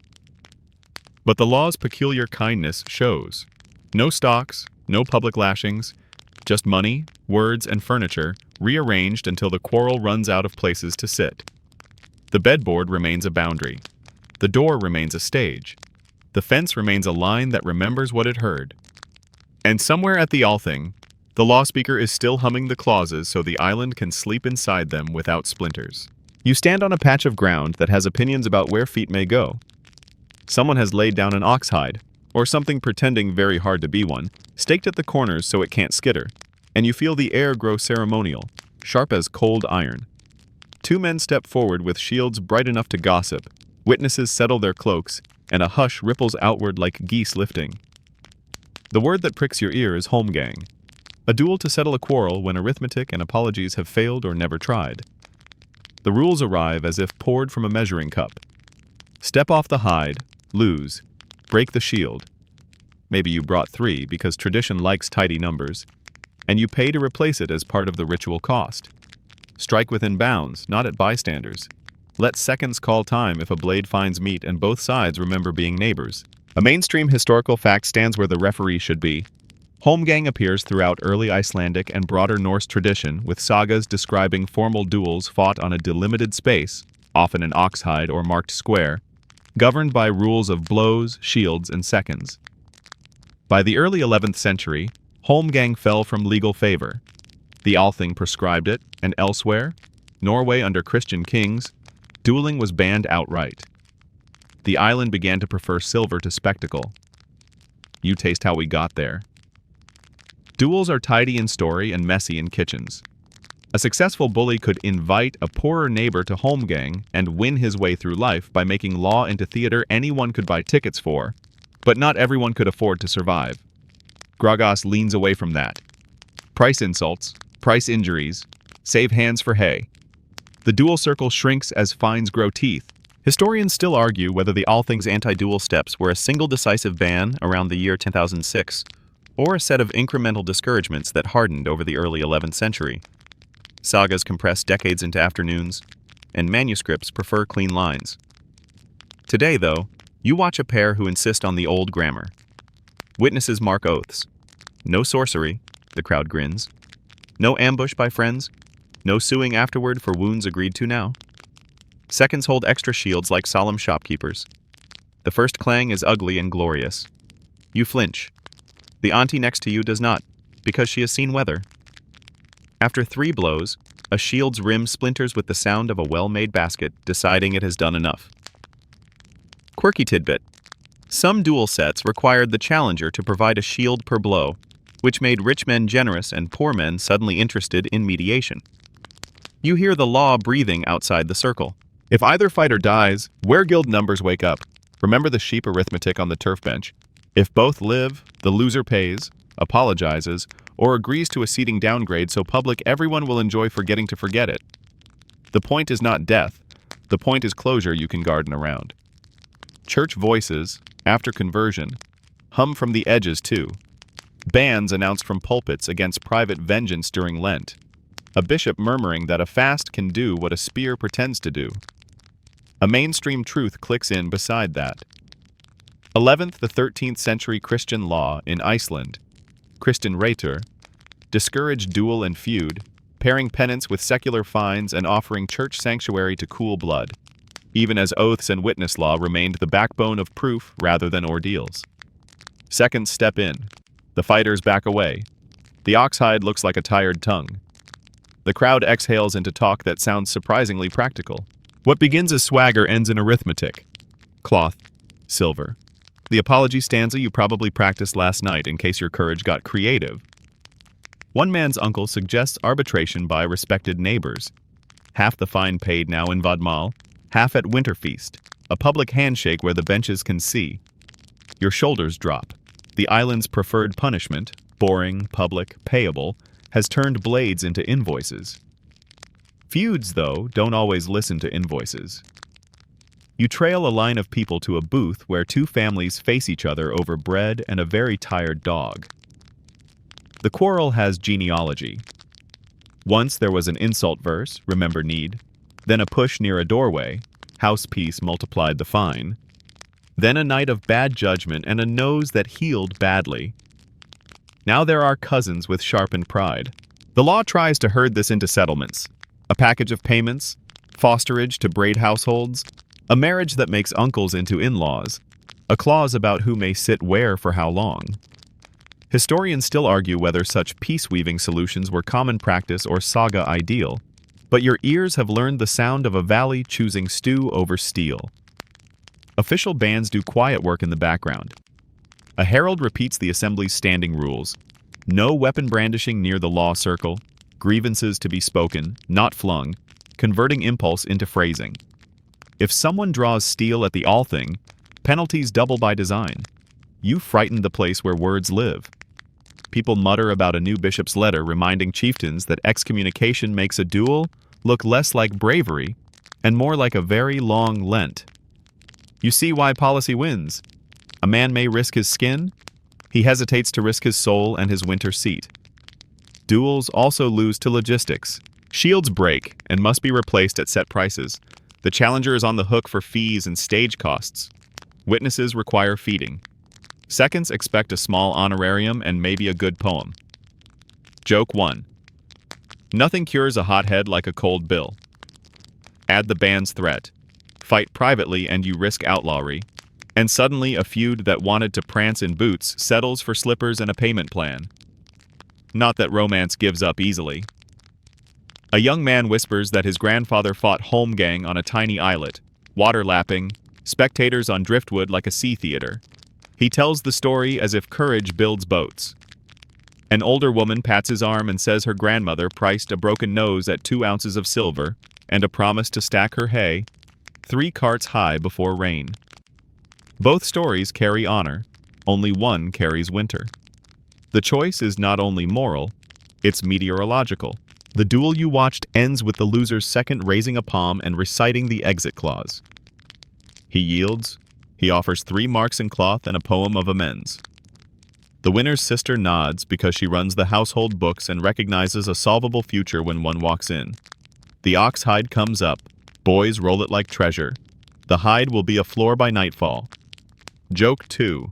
Somewhere a cow is posthumously thrilled to have sponsored de-escalation. For the true stubborns, the law has sharper shelves. Persist in private fighting after ban. Ambush a man on a path. Ignore settlements blessed by the court. And outlawry opens its snowy mouth. You remember Section 4's cold geography and decide that even the proud prefer benches to birch scrub. The bans are not theater. They are weather forecasts with fines. In a corner of the field, you overhear a legal curiosity. A man offers bogatal mediation, a kin ring arbitration, where each ring of relatives on both sides sends one delegate to speak in turns, inside out. until the center rings agree on sums and shames. It sounds like a ritual invented by people who think geometry is calming. Quirky tidbit. Some mediators carry a carved staff notched with options, fines, marriages, fosterage, as if turning a stick could sort a storm. You want one for your inbox. By dusk, swords have become stories. The fighters eat stew from the same pot under the same roof, which would have sounded miraculous on the oxhide and now sounds like Tuesday. A bard tries out a verse that makes nobody a fool and both men slightly taller. You suspect it will be sung for 10 winters with edits. Historians still argue whether Holmgang ever had a single, island-wide rule set, or whether each quarter kept its own script. Sagas present tidy dueling kits, archaeology shrugs, and law survives by preferring checks to choreography. As you walk back past the river, you catch your reflection in water that specializes in cooling. The All Things bands feel less like scolds and more like guardrails for a tiny population doing hard weather. Feud and duel make handsome scenes. Fines and settlements make quiet villages. Joke 3. The benches decide they'd rather judge your poem than your stitches. You agree. You prefer a world where punishments are peculiar because they choose cloth, speech, and seating over blood, where bans are nudges that keep swords in scabbards and hands on hay, and where the bravest thing a hothead can do is count out silver under the eyes of everyone who has to live with him when winter comes. You step into a turf-roofed church that smells like wool, wet ash, and old breath, and the island's punishments change temperature. Outside, silver clinks and benches shuffle. Inside, the air lowers its voice and adds fasting, candles, and bare feet to the toolkit. After all those oxhides and weregild tables, you're about to be sentenced to hunger on purpose, which is both peculiar and, if you've tasted the fish stew they like during Lent, survivable with dignity. Joke 1. A mainstream historical fact hangs above the doorway like a carved cross. Around the year 1000, at the Althing, Iceland accepted Christianity after a famous moment of mediation. Keep the peace, change the gods. And by 1056, the first bishopric at Skalholt was established, later joined by Holar in 1106. From then on, Christian law, Kristenretur, shares the stage with the secular code. Bishops and priests add penance, sanctuary, and excommunication to a world that already knows how to price a broken nose and outlaw a hothead. You feel the two rhythms overlap. Fines in cloth, penance in days, settlement at the booth, reconciliation at the altar rail. Sanctuary first. The churchyard fence, the Kirkjugardur, draws a square of untouchable space on the turf, and anyone who runs to it gets a legally complicated breath. You don't get absolution, you get time. Kin gather outside the gate and argue in undertones. A priest murmurs about peace. The law speaker's phrases come in like guardrails. No weapons inside. No dragging a man across the threshold. Talk, not stab. The man who just fled in? Say he swung at the wrong place. Remember house peace around beds and doors. Now has a bargaining chip that looks like a fence. He can agree to pay weregild, promise a pilgrimage, start a fast. Historians still argue whether sanctuary in Icelandic practice was consistently honored or sometimes cracked by chieftains with reputations to feed. Sources praise holy protection and also preserve a few rude exceptions. The safest answer is that fear of the fence and love of the priest's glare often kept hot hands from doing something both illegal and embarrassing. Penance arrives in calibrated recipes. A priest reads from a little Latin-flavored tariff, the sin cabinet, and translates into Icelandic chores your stomach and feet will understand. Broke the Lenten fast? 7 days on bread and water, with alms to the poor and perhaps a barefoot walk around the church sunwise each morning. Public slander in the form of an unwise poem, remember need? Confession, a retracting verse with witnesses, the lighting of a wax candle at Mass, and bread given to the neighbor whose name you dented. Adultery layered over the fines you heard in the Longhouse, Section 8. Now add penance days, maybe a short pilgrimage, and an awkward bench for a season so your soul learns posture. Quirky tidbit. Certain parishes keep a penance staff by the door, carved with little notches for rounds around the church. The priest clicks a bead for each lap, like a holy abacus that keeps you from upgrading a single sorrow into 2.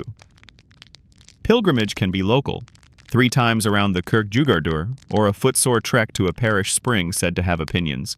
or grand enough to make your mother knit faster. Nidaros to honor Saint Olaf in Norway. Rome if your pockets and your knees agree. Even Jerusalem, which is mostly a rumor that returns with scallop shells and stories about dates that taste like sunshine. A judge at the Althing can fold a penance journey into a settlement, pay the first installment of Wergild by midsummer, and set out for Skalholt on foot, sleeping on church floors, returning with a letter from the bishop's hand. You test a step barefoot on lava gravel and decide the soul absolutely counts that as serious. Joke 2. The goose by the path also counts it as serious and dislikes your toes. The bishops put quills where the law can see them. Kristen Retour shows up with clauses about Sunday rest, church dues, fasting days, marriage bans within certain cousin distances, and who has jurisdiction when a quarrel smells like sin and not merely like stubbornness. Tithes, set by law in 1096-97, feed church and poor. Suddenly, a failure to pay is not only cheap, but unchristian. A priest can call a man to confession. A bishop can demand public amends. And excommunication lurks at the edge like a polite thundercloud. No sacraments, no Christian burial. No one sits near you if they can help it, which is like a soft outlawry you can undo by apologizing convincingly. The benches keep score without saying they do. The saints come marching in with receipts. Thorlaker Thorhalson, Bishop of Skalholt, is so beloved for reform and stubborn holiness that the Althing recognizes him as a saint by the end of the 12th century, and his feast day draws pilgrims with candles and knee complaints. People keep bits of ribbon touched to his shrine, fold them into pockets like sober good luck, and swear the weather listens better after. Over at Holar, Bishop Jon Ogmundsson cleans up old habit names, weekday talk that clings to pagan gods, because vocabulary is how a country tells its soul what time it is. You watch a man fail to say Thursday without remembering Thor, and try instead the fifth day, which is both pious and confusing to your grocery list. Penance pays attention to scale. A brawl in the church porch, two hotheads who forgot where they were, earns a fast that tastes like humility. A killing, even compensated by Wergild, earns heavy penance measured in seasons and steps. Alms sit beside silver. A new plank for the church roof sits beside cloth for the widow. A promise to sing psalms at dawn sits beside a promise to stop singing cutting verses at night. In practice, the parish turns into a small economy of repair, wax for candles, grain for gruel to share, labor for a neighbor's fence. Your hands discover that lighting a taper in the north wind is a skill with spiritual applications. Clerics can misbehave too. A priest rumored to have a housekeeper with an advanced sense of companionship faces penance and reassignment. A deacon caught reciting a very secular poem at a feast gets to pay. A clerk who miscounts tithes meets a bishop's frown that could curdle Skyer. The law does not end in the nave, it just changes its voice. Sanctuary protects the guilty and the merely frightened. Penance reshapes the guilty, and sometimes the merely hungry. Historians still argue whether penance tariffs in Iceland were enforced with the strictness the manuscripts imply, or negotiated like everything else, with witnesses, weather, and the priest's sense of what would actually keep the valley from going noisy. You suspect a lot of holy common sense, old custom and new rule dance, sometimes stepping on each other's toes. Remember driftwood rules? A beached whale becomes a debate that now includes a priest proposing alms from the blubber for the parish poor. Remember the ban on weapons at the Althing? Add a ban from the pulpit during Lent against settling feuds until after Easter. Remember divorce's door and bed announcements? Layer on bans before marriage. And cousin counting under a bishop's eye. The net tightens not as a snare, but as a hammock. It holds people who might otherwise fall through the winter. Excommunication, when it lands, is theater performed by absence. A man stands in church and is not greeted. The peace is not exchanged with him. The bread and wine pass without his name. Outside, no one invites him to the high bench at feasts, which aches worse than a fine. The way back is public. Penance completed, apology spoken. A candle lit, not as decor, but as route marker. Joke 3. It's like being muted in an endless group chat until you type sorry 3 times and bring snacks. Fringe practice lives at the edges like seabirds on a cliff. Some swear that walking sunwise around a church 3 times with a pebble in each shoe cures a stubborn quarrel because the pain focuses the mind. Others say if you confess after sunset, the priest can lock the sin in the dark and open it to daylight only as a lesson, not a spectacle. A few insist that Saint Thorlocker disapproves of hay cut on his feast and will arrange a balancing rain shower. Your hayrick feels oddly damp this morning, which is probably coincidence and certainly persuasive. By late afternoon, the Kirkjugarder has seen more bargaining than your average market. A sanctuary bargain traded for alms and a promise. A slander penance paired with a fine and a bench move. A Lenten lapse redeemed with bread to the hungry, and a pilgrimage measured in blisters, not miles. You walk back toward the booths and feel how the church didn't replace Iceland's peculiar punishments so much as add quieter ones. Hunger chosen, miles walked, candles offered, words unsaid. The island remains economical. Rather than spend lives, it spends days. Rather than jail a body, it ties a schedule. Rather than break a feud with steel, it breaks it with fasting, light, and the gentle insistence of a fence you don't cross when you've promised not to. You follow the stream's glitter back toward the lava cliff until voices collect like pebbles in a bend. 4 banners stir in the wind. Simple strips of dyed wool, nothing grand. And under each one, a circle gathers. These are the quarter courts, the Fjordungsdómar, Iceland's way of slicing a whole island into 4 practical arguments and then solving them in public where the wind can file minutes. You slide into the outer ring, practicing your interested but quiet face, which you have really perfected this trip. Cases don't begin with drama, they begin with grammar. A plaintiff steps forward, palms open, and recites the summons formula so precisely you could use it to measure cloth. Miss a word and a sly defender can knock the case off its feet on procedure alone.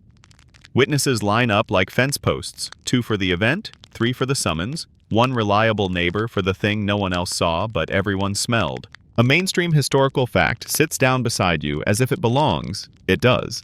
By the late 10th century, Iceland's Althing had 4 quarter courts, each staffed by judges nominated through the Godar, chieftains.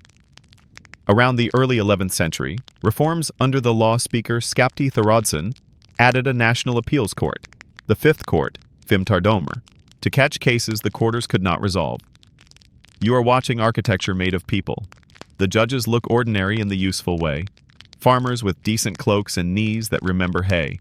They are chosen and challenged by rules that read like recipes. Remove those too closely kin to parties, those bought by favors, those who have already sung too loudly about someone's character. Joke 1. If you've ever subtweeted your neighbor's goat, maybe don't volunteer. Disqualifications take time. Each side names names, the court nods, a scribe scratches, and the panel is whittled to the legal count. Historians still argue whether quarter court benches were always 36 strong in practice, or if local variations and disqualifications made the number a flexible ideal. Manuscripts fix. People improvise. Oaths come next, heavy as wet wool. Before conversion, men swear on a ring, a sacred circle warmed by human hands. After, they swear by God's things, relics, altar, holy books that smell faintly of travel and dust. The voice matters more than the object. You can feel the crowd listening, not for eloquence, but for steadiness. If a witness stumbles, you see the defender lean as if to blow. If he stands like a fence in a gale, you see numbers move in minds. Your own throat tightens in sympathy. You practice an oath to spend less on snacks and immediately fail. Joke 2. The judges don't interrogate like modern magistrates. They weigh. After proofs and oaths, they step a pace aside, murmur, and return with a verdict dressed in a sentence that sounds like it's been ironed. So many ounces of silver, so many ells of vodmal. Yes, the legal weave again. Or, if someone tried to turn the assembly into a sparring ring, banishment measures you learned to dread back in sections 3 and 4. Every now and then they bounce a case for technical reasons, not because they're fussy, but because Icelandic law is a ladder, and if you skip a rung, everyone falls. When the quarter court can't resolve a matter, deadlock, foul procedure, too big quarrel, It doesn't erupt, it escalates. That's when the Fifth Court steps out of the wind. It doesn't live under one banner. It is the island in miniature. Judges drawn from across quarters, stripped by challenge down to a legal core, then set to vote by majority so a single stubborn man can't hold a valley hostage. A mainstream truth with tidy edges. The Fifth Court, established in the early 1000s, acted as a national tribunal with a fixed panel, often cited around 48 before challenges, reduced to 36 to decide. Hearing appeals and cases with procedural snags, and deciding by majority rather than unanimity. Historians still argue whether it functioned strictly as an appeals body or sometimes as an original venue for especially tangled suits. Sagas suggest both, liking good stories more than institutional charts. You watch one climb the ladder. It starts small, a boundary moved by accident, and a sheep who declined to honor imaginary fences. Remember hay crimes. It inflates, a verse that burned a reputation, neat again. A scuffle under house peace, an offended cousin who refuses arithmetic. At the quarter court, judges split. The verse is brilliant but also illegal. The scuffle is minor but also in the wrong doorway. The parties agree to bump it to the Fifth Court rather than let the quarrel wander the valley all winter. The move itself cools tempers. Distance has a way of turning rage into paperwork.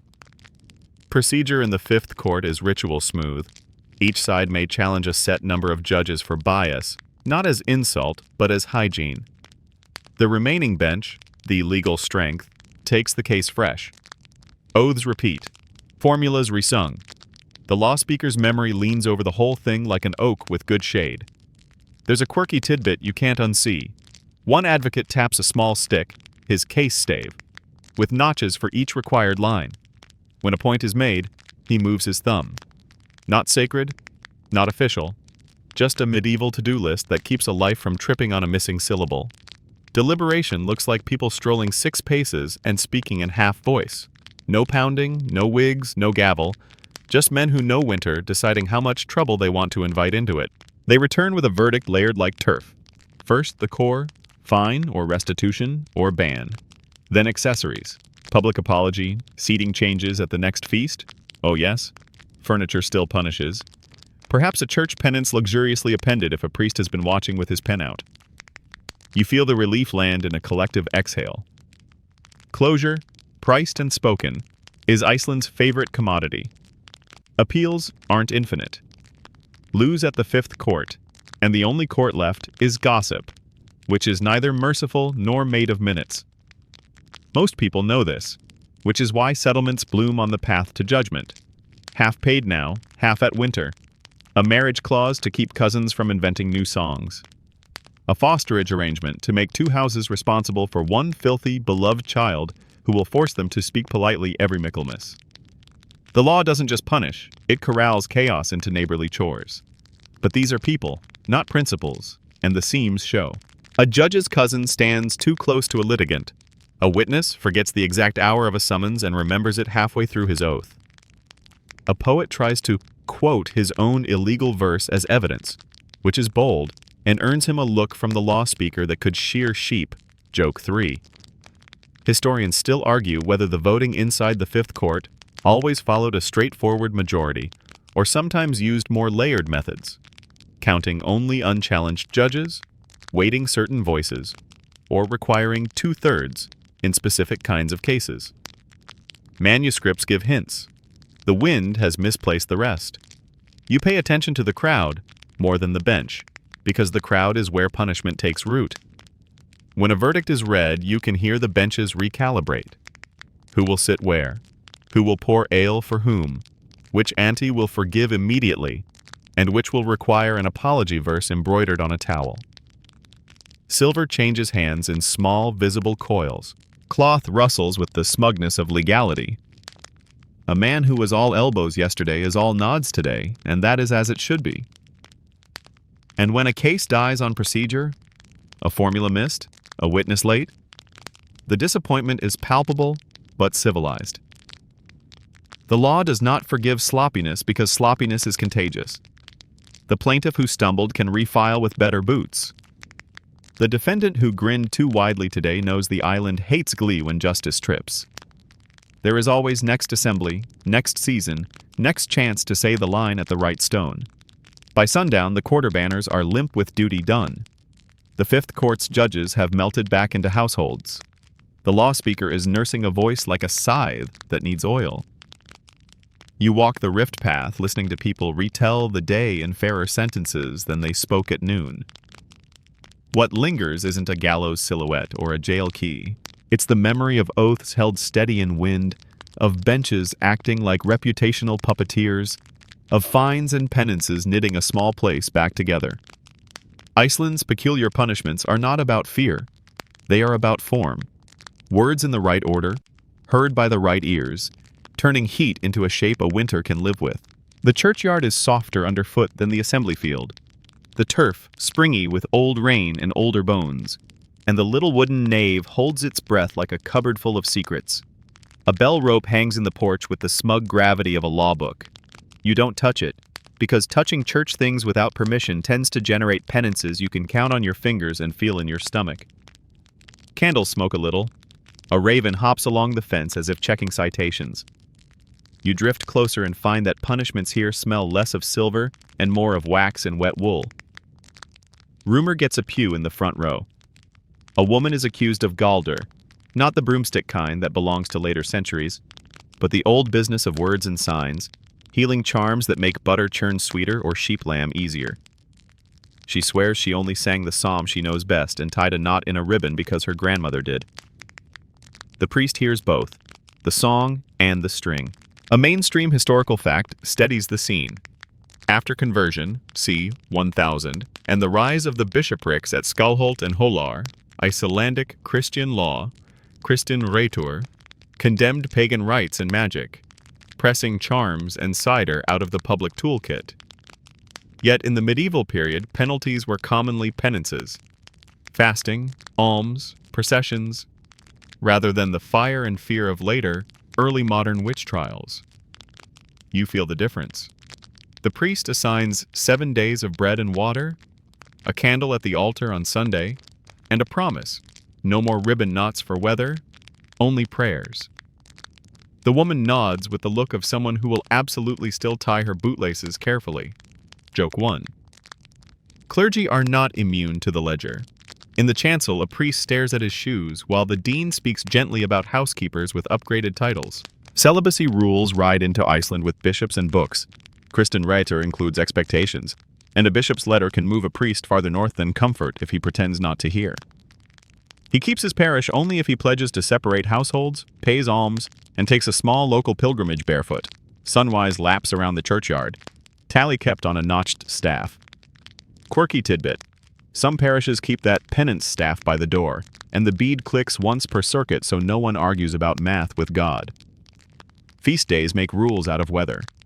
A man is cited for cutting peat on St. Thorlaker's Day. He says the sky looked like rain. The deacon says the sky looks like excuses. The solution is proportion, not thunder.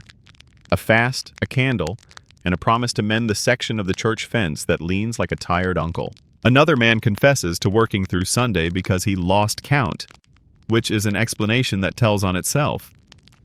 He is assigned to carry water for the poor after Mass for a month, so his shoulders learn calendars even if his mouth does not. Joke 2. The crowd hears and files the story where useful gossip lives. Graves disturb easily in this wind. So does the law. A farmer dragged turf from the church slope during a storm to roof a byre and uncovered bones. They were reburied, but the parish noticed. The priest reads the clause.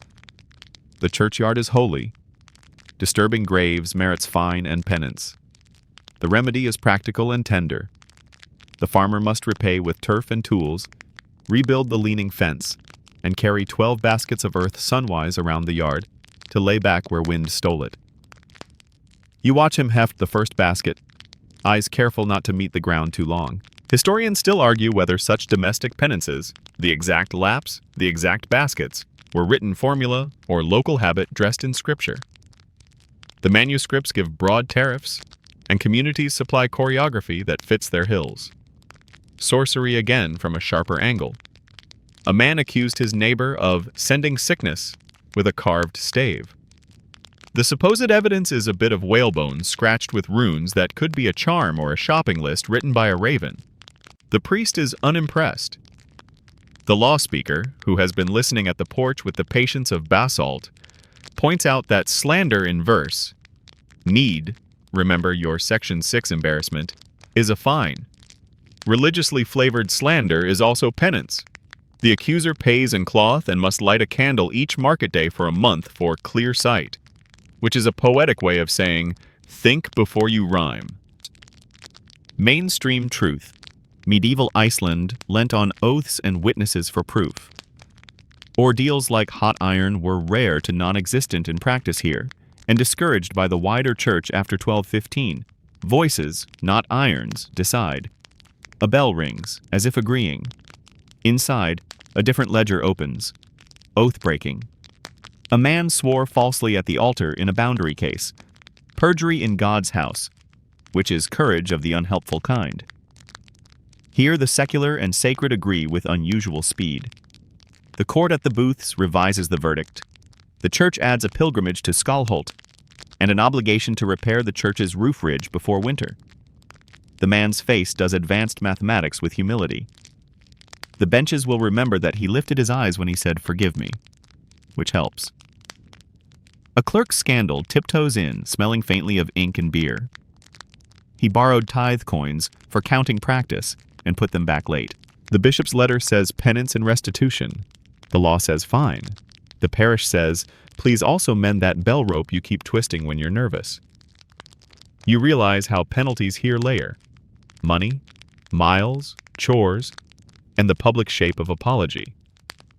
No one needs a dungeon when you have a fence, a fast, and neighbors who count. The saints supervise with a combination of kindness and brand management. Thorlocker's shrine draws promised candles. Holar's bishops send letters reminding people that baptisms like to happen sober and that festivals are not wrestling tournaments with extra steps. Someone mutters that a cow calved easily after a ribbon touched the shrine. Someone else says God accepts gratitude, but prefers good midwifery. The compromise is charming. A thank you loaf left at the poor box, and a gift of milk to the widow whose hay went thin last year. Even miracles here are domesticated into groceries. Edge cases nibble at your ankles like cold water. A boy climbs the church roof to rescue a stuck kite.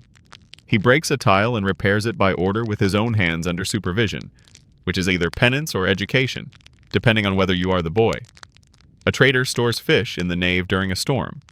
He apologizes, replaces the reed mats, and funds a new candle. A practical theology of, don't do that again. A shepherd drives sheep under the lich gate to dodge weather. The law buys the gate a new latch, and the shepherd walks laps until his thighs become saints.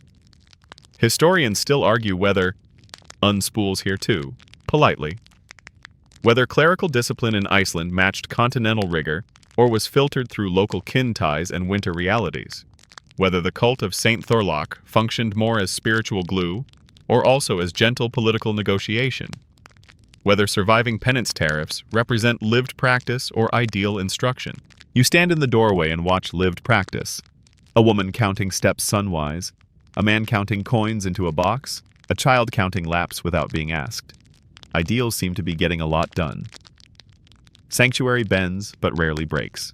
A hothead arrives, breathless, pursued by his cousin with an expression that needs editing.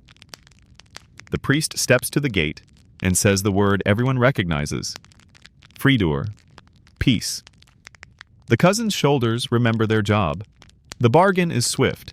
Half the weregild now in Vadmal, the legal weave, forever the legal weave, half at winter, and a public apology before the Mass next week.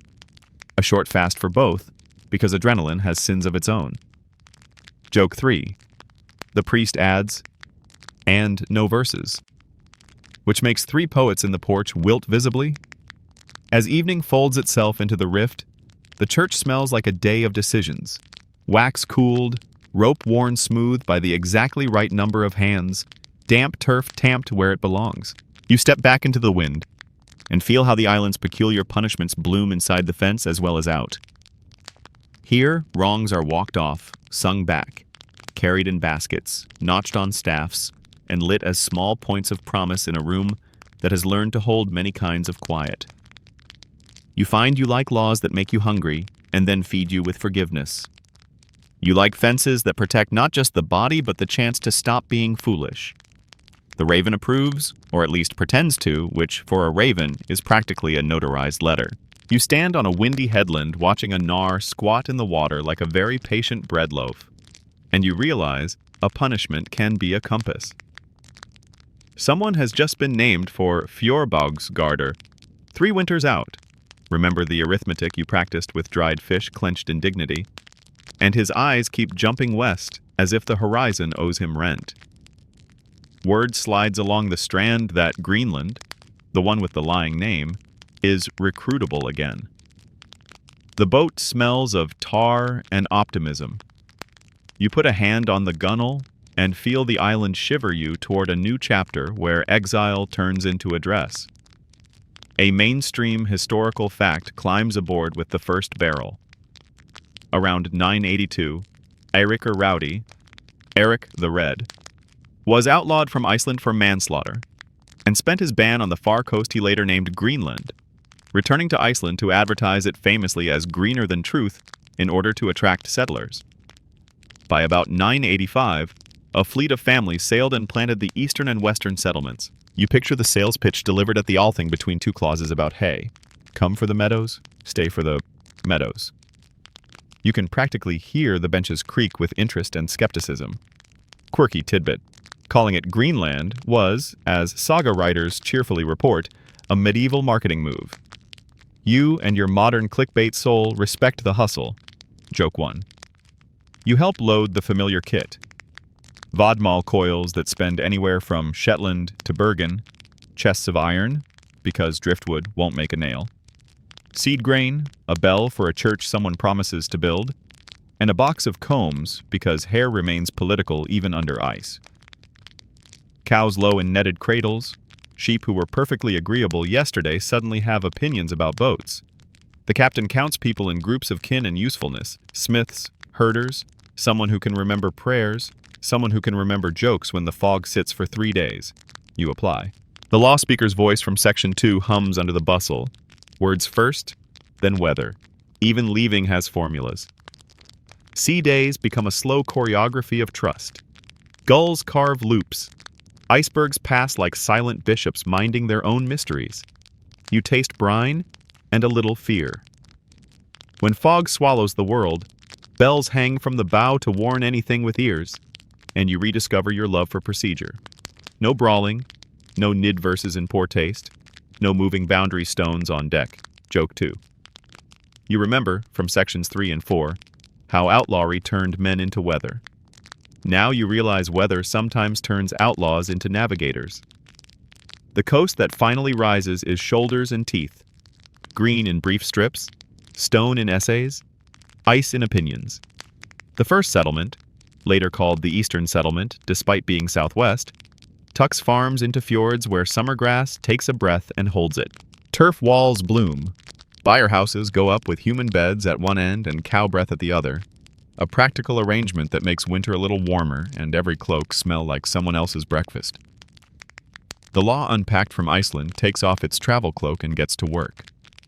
They hold a local thing on a flat by the water, recite the familiar clauses, weregild, benches, house peace rings, and swap in new vocabulary for drift ice and walrus. Walrus? Yes. The economy here bites ivory as eagerly as a carver's knife. Tusk goes out, cloth and grain come in.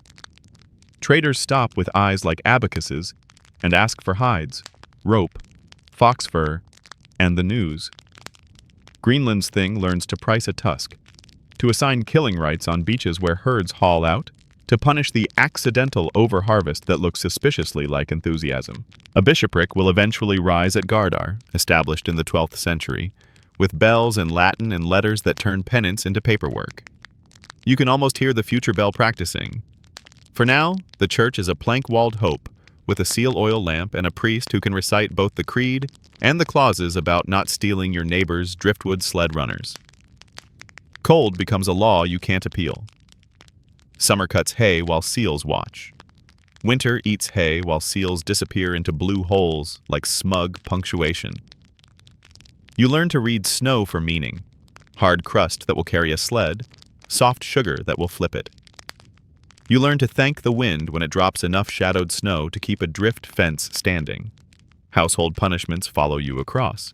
Break house piece by the bed, pay double, insult a neighbor with an old country need, and you'll be writing an apology verse that fog refuses to applaud. Cloth still spends. Benches still organize apology. The smoke hole still judges romance. The Iceland you carry reproduces here like yeast.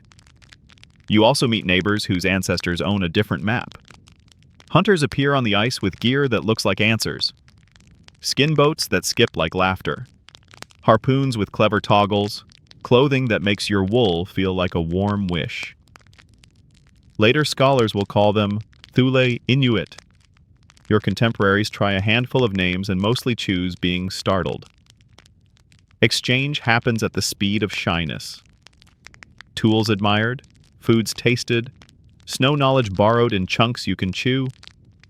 Historians still argue whether relations between Norse Greenlanders and Inuit ancestors ranged from trading and intermarriage to tension and occasional violence, and in what decades which pattern held. The sagas hint, Middens whisper, the ice keeps secrets in a tidy handwriting. Eric's farm at Brattahlid grows into a story-proof fields, a church for his wife Theodhildr. She famously insists on separate quarters until Eric behaves, which is household law with excellent leverage. A landing where rumors dock. People from Iceland arrive with news of bands and benches. People return with butter and stories of whales frozen into the lead like punctuation marks. The sea forgot to move. Your own hands learn Greenland's ledger, seals in place of some sheep, driftwood in place of forests, walrus ivory, where once you might have counted trading combs. Quirky tidbit, cows are prestige animals here, clumsy nobles wrapped in hair. In winter, they sleep indoors with you, which warms the room and guarantees dinner conversation topics for 6 months. Punishment as expansion shows its math. A man exiled for 3 winters becomes a scout. A family tarred by a feud, reformed by weregild but still smoky, becomes a clean, new household 2 fjords away. A woman who was given the wrong seat at too many feasts decides benches don't define her if she builds new ones. The law from Iceland gives these choices shape. Property transfer clauses, marriage contracts that travel, fosterage promises that make 2 households cooperate on a child who eats like hope. The toolkit of sentences, ban, fine, apology stanza, bench move, quietly becomes a toolkit of beginnings. You don't romanticize. Greenland kills with indifference. A boat misreads ice. A winter grows longer than hay. A trader stops coming because walrus ivory loses favor in European markets and someone invents cheaper status. The Western settlement, smaller and farther up a weather sentence, shivers, thins, and one day stops answering the bell. Later, the Eastern settlement goes quiet too. Historians still argue whether climate shifts, the so-called Little Ice Age, trade collapse, soil erosion, leadership choices, disease, or strained relations with Inuit neighbors tipped the balance, or whether the answer is the Icelandic one, a braid of reasons like any strong cord. You, standing on a bluff in a good cloak, count seals and decide braids make more sense than single ropes. The law follows even into quiet. A man who struck in a doorway pays, with cloth if he's rich, with labor if he's simply available to move stone. A woman accused of a ribbon charm, remember the church staff and the penance beads in section 12, lights a candle and carries fish to the priest's house. The Greenland thing posts a rule about not stripping turf near churches because graves shift. Someone mends a fence. Someone else promises not to drive sheep through the lich gate just for weather. Sanctuary exists even when the sanctuary is a cabin with a saint's ribbon pinned above a lamp and a tired cow adding her breath to the general theology. Sometimes the exile never ends. A few men who left under full outlawry, skoganger, forest walking, never meant to negotiate back into benches. They become winter's rumor, names that the breeze says at night, hunters who trade seal meat for needles and disappear, clever hands that build a boat you thought driftwood couldn't imagine. Does law reach them? It depends which law you mean. The island's social weather no longer binds them. The ice's weather does. You catch yourself thinking of Section 4's Code of Politeness. Never spook a child, never sleep twice in the same hide, and hope those rules traveled too. Church settles its weight here as well. The bishop at Gardar, centuries on, will send letters about tithes and the sin of skipping fasts when seal hunting calendars are right there. Priests will write a home about candles in the dark and cows that pray by breathing. Penance travels in boots, laps around a church in snowshoes, alms measured in fish rather than coin. Apology verses composed in houses where the only audience tonight is the lamp and an inquisitive dog. Joke 3. Even excommunication, that soft social outlawry, has a northern version. A man stands in a chapel and is not greeted. He mends a roof through a storm and is. On a pale evening you walk a ridge above Brattahlid and look back at the fjord painted with tin light. Behind you, Iceland holds its assembly and hums the clauses you know by heart. Ahead, somewhere in the unsettled west, a path continues. Maybe to Markland and Vinland, maybe only to more ice and better stories. You understand, a little, how a punishment becomes a project. The same habits that turned rage into weregild and insult into apology stanza now turn exile into a doorway and cold into carpentry. When the bell at the little church rings, it sounds thinner than Skalholt's will one day, but the note knows what it's saying. People step in from wind that has opinions. Benches welcome backs that still remember the Althing. A child carries a strip of cloth to place by the altar, legal weave and all. You breathe seal oil and prayer smoke, and the comedy of cows who believe they are sacred because they share the nave. And you think, with a warmth you didn't expect, that peculiar punishments grew a peculiar civilization, mobile, stubborn, polite under pressure, and willing to use banishment as a blueprint. Winter doesn't arrive, it enforces. You feel it in the way wind learns your doorway by name, and in how the light decides afternoons are a luxury item. Punishments you've heard at the Althing, fines in cloth, apology verses, bench demotions, suddenly acquire teeth you can't see, hunger, cold, and the arithmetic of hay. The island's iron is weather, and it keeps schedules better than any scribe. Start, boringly, and therefore crucially, with fodder. Summer is a bank, hay is coin, sheep are very small, polite thieves who will empty your vault by March if you miscalculate. You remember the hay crimes and boundary stones, your favorite eyebrow tariff ever, and now you understand why the multipliers sting. A card of hay wrongly cut in August becomes a missing week of life in February. A mainstream historical fact leans into your ear like a stern ant. Medieval Icelandic farming hinged on haymaking for winter fodder. Without it, stock died and households failed, because there was little grain harvest and almost no forest mass to fill gaps. Fines that slice into your hay labor. Say, a chore penance to rebuild the drift fence or to carry someone else's wood during assembly, aren't theater. They quietly move hands off your own meadow during the precious days when grass lies right. That's punishment without gallows. The calendar itself becomes a ledger you can't fake. Settle by haymaking. Pay by slaughter season. Apologize at Yule. Deliver the second installment at the spring thaw. The law bakes due dates into feast days, so nobody can claim I lost track when the only clock in the room is the sky. If you owe Vodmal, you owe it before the first frost, because after that, looms become jealous about time. If you owe fish, it better be hung and hammered into hardfisker while the weather still tolerates you pretending cliffs are drying racks. Joke 1. The sound of someone tapping dried fish with a little mallet is the island's ASMR. Tonight's episode, Survival with Rhythm. Communities spread the strain with an invention that is half law, half neighborly pressure. The hrepur. You step into a winter meeting where men and women count mouths like lanterns. The poor need lodging.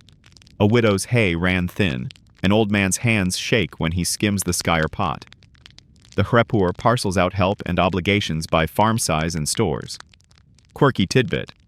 By the 13th century, the hrepur, poor law communes, show up in law codes, eventually formalized in Jonsbok, 1281, assigning households to rotate care for paupers and to manage resources like driftwood and grazing. Even earlier, Gragas gestures at communal obligations that look suspiciously like this winter meeting. It feels like a punishment if your mouth made trouble in summer.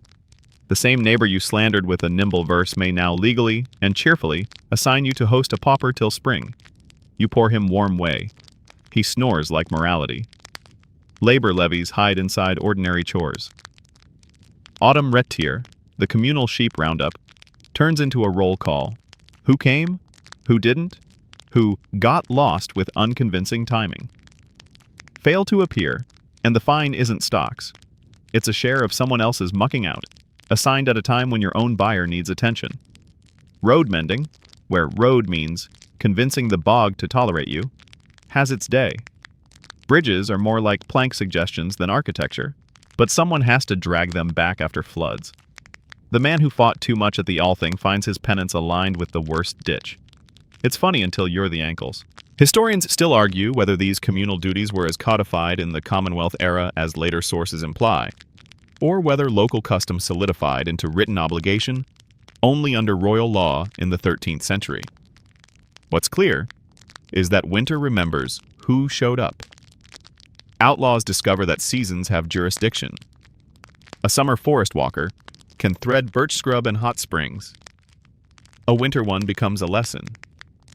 Snow reports footsteps with footnoted accuracy. Rivers shout when crossed. Dogs consider themselves civil servants. A few legends endure. Someone found a cave with surprising geothermal manners.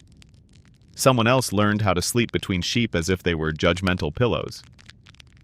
But the majority end with a surrendered weapon at a church fence when the first blizzard teaches its sermon on humility.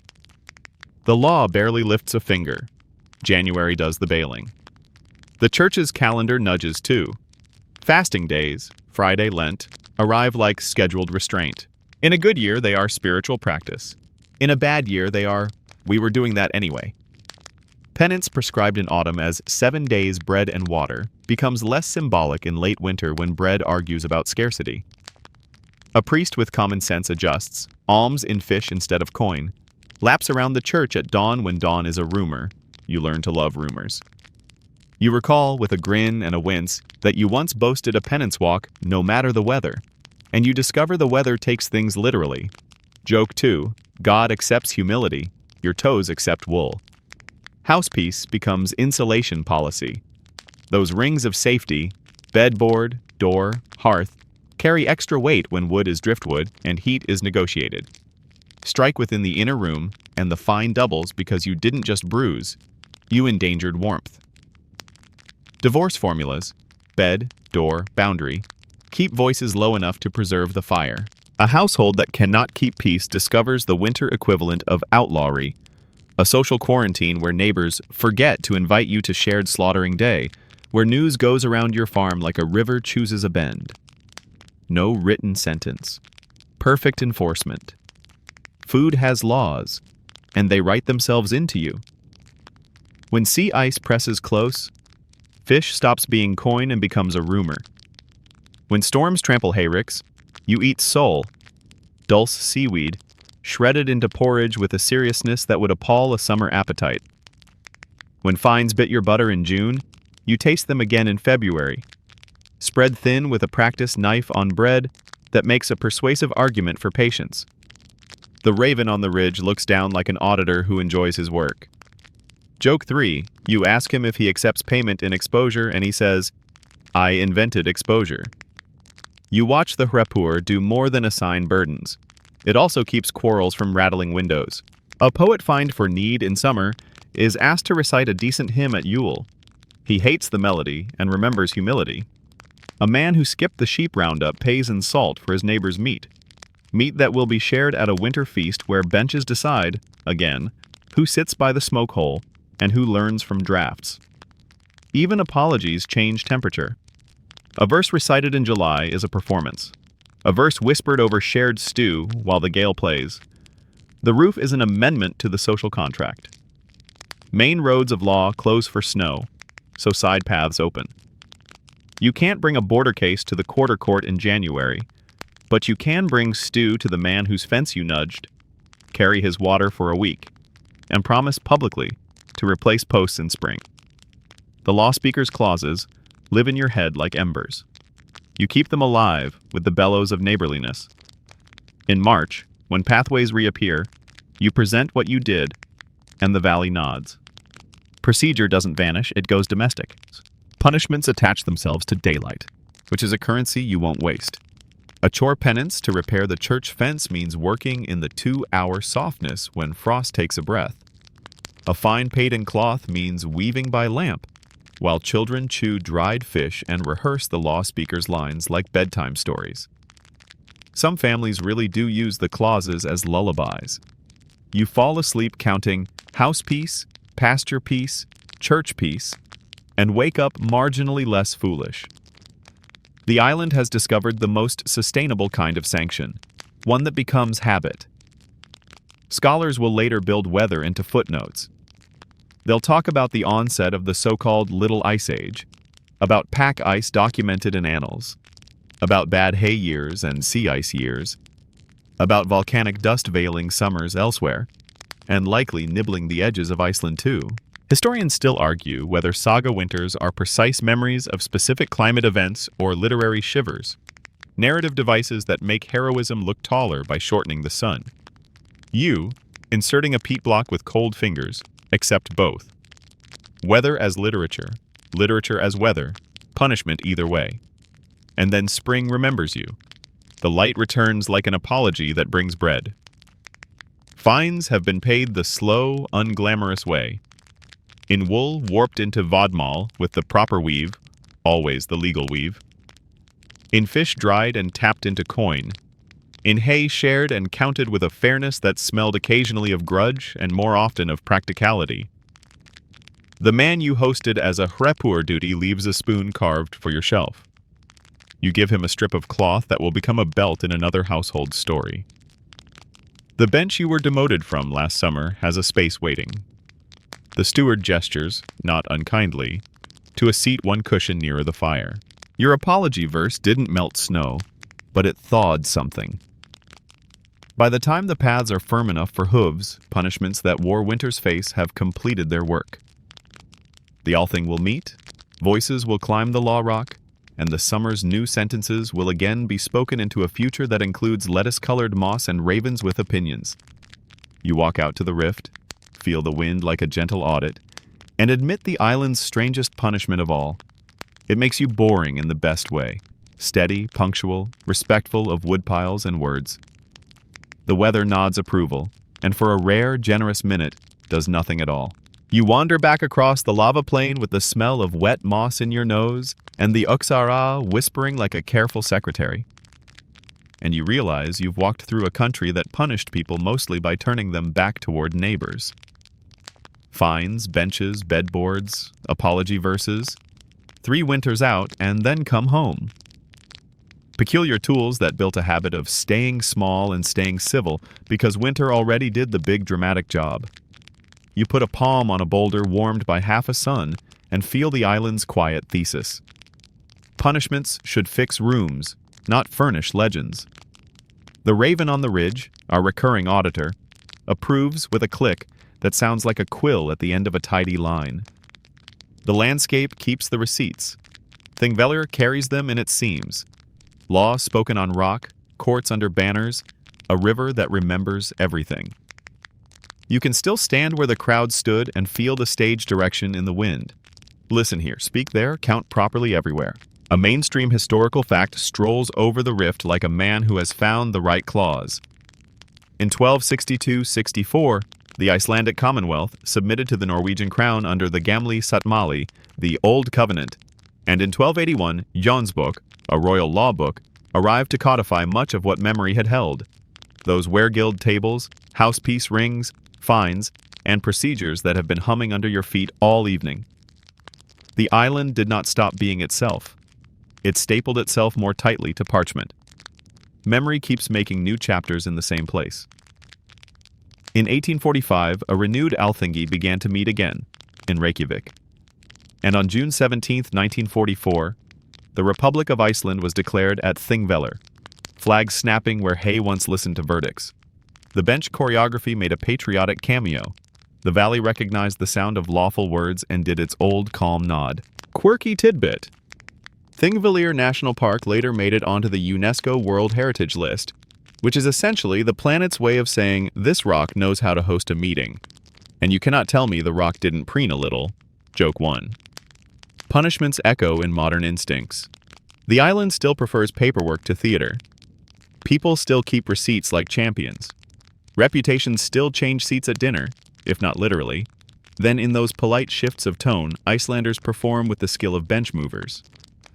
Need has evolved into emails you should not send. The apology verse is now an SMS drafted, deleted, and rewritten 3 times with fewer adjectives. The old legal weave of Vodmal lives on in the way we talk about fairness as something you can feel with your fingers. Tight, even. Honest. The boundary stone eyebrow tariff has become your favorite mental joke about zoning laws. Every time someone nudges a line on a map, you can taste a fine in the air. You pause at a wayside plaque and read a paragraph about Drekkingarhylur, the pool downstream where, in later centuries, women convicted under sterner rule were drowned. You keep the edges soft in your mind because we keep this bedtime civil. But you let the cool of the water remind you that punishments did grow harsher under imported royal and ecclesiastical regimes. The last execution in Iceland, beheading, not here, fell in 1830. The taste of that year clings to the country's later mercy, like the aftertaste of smoke you notice only in quiet. The peculiar punishments you traveled with all night feel, by contrast, like a strategy for keeping a rare thing alive, a society small enough to remember you by your chores. And the sagas, of course, keep turning punishments into literature. Holmgang on an ox hide becomes a scene we quote over soup, a shame pole planted with a horse's head. Don't worry, today it's foam at reenactments. Becomes a postcard in your brain you will never mail because the postal clerk has standards. Historians still argue whether the sagas report courts as they were or dramatize courts as they wish to be. Whether duel was as common as a storyteller's grin suggests. Whether need fought with verses more than with axes. Whether most settlements looked like opera or like accounting. You suspect the ledgers were simply edited for entertainment and left out the tap-tap of dried fish that provided the island's best ASMR. Joke 2. Still, if you squint, you can see how those peculiar tools shaped something you might recognize from your own days. You have sat in rooms where the bench you're offered tells you how you're doing. You have paid a fine called time, and been quietly restored by performing an unglamorous chore that fixed something you helped break.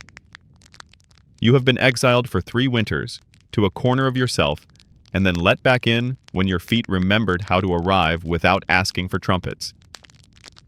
You have kept house peace by not saying the clever line when the clever line would have scorched the hearth. Iceland just wrote those instincts down and read them aloud under Raven supervision. You think back through your own tour, the Law Rock and its audiobook of Gragas, Fjorbogsgarder, that 3-winter fence you can climb back over, Skoganger, the cold subtraction you wouldn't survive without luck, and a very polite cow. Wergil's arithmetic with sheep on the ledger, needs, wood, and words, and the way apology verses sign their repayments in public. Hay crimes that only look small to people who have never met February. The church's fence where penance adds lapse to law.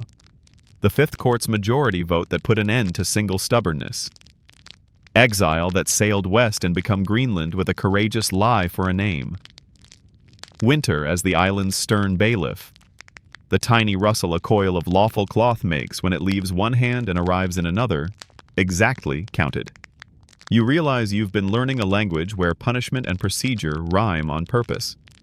Tourists pass, soft shoes, loud cameras, earnest faces, reading signs that translate your long evening into tidy panels. Some of them practice saying Þingvellir and get somewhere between Þingvellir and Þinguvílar, which is adorable and fatal to geese only metaphorically.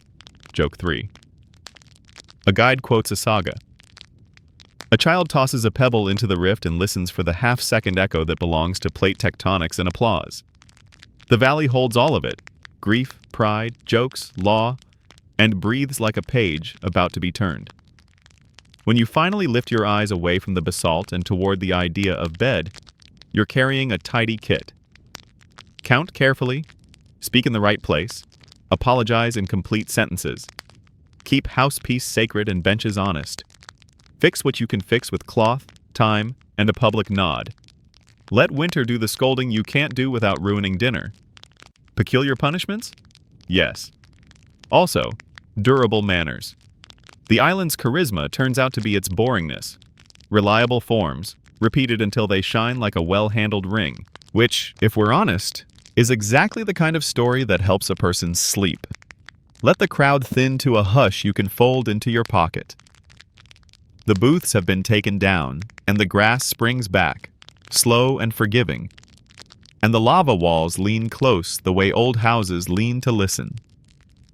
Imagine standing by the river where the water glides under low light, silver smoothing the stones, and the current speaking in that gentle, continuous way that turns minutes into one long, even line. You don't need to remember clauses now, or the names of courts, or how many ells of wool make a proper payment. You can set the legal weave aside and feel only the warmth it kept. The benches are just benches again. The law rock is only rock. The raven is a dark comma settling into the evening, pleased with grammar and very sleepy. Up in the pale sky, the first soft stars find each other, and the breeze moves across the grass like a hand over a page, quieting every paragraph. You walk once more past the doorways you've learned to respect, the bedboard boundary, the churchyard fence, the invisible ring around the hearth, and even in your mind you step softly. An old habit now, a kindness you can carry. If you like, listen for that small, familiar rhythm, the tap-tap of dried fish on a board, patient and unhurried, or the sibilant slip of the uxara rounding a stone and going on and on and on. Breath in, breath out. The day loosens its knots. The valley holds its silence the way a good book holds its place. Tomorrow is another page, not a verdict. Set down the worry you brought, the one that thinks in fines and schedules. It can rest a while on the turf, warm from the day. The night is wider than arguments and kinder than rumors. The path from here is smooth and simple. Close your eyes, let the cool air draft the room, and let the law of sleep, old, sensible, and endlessly forgiving, carry you gently home.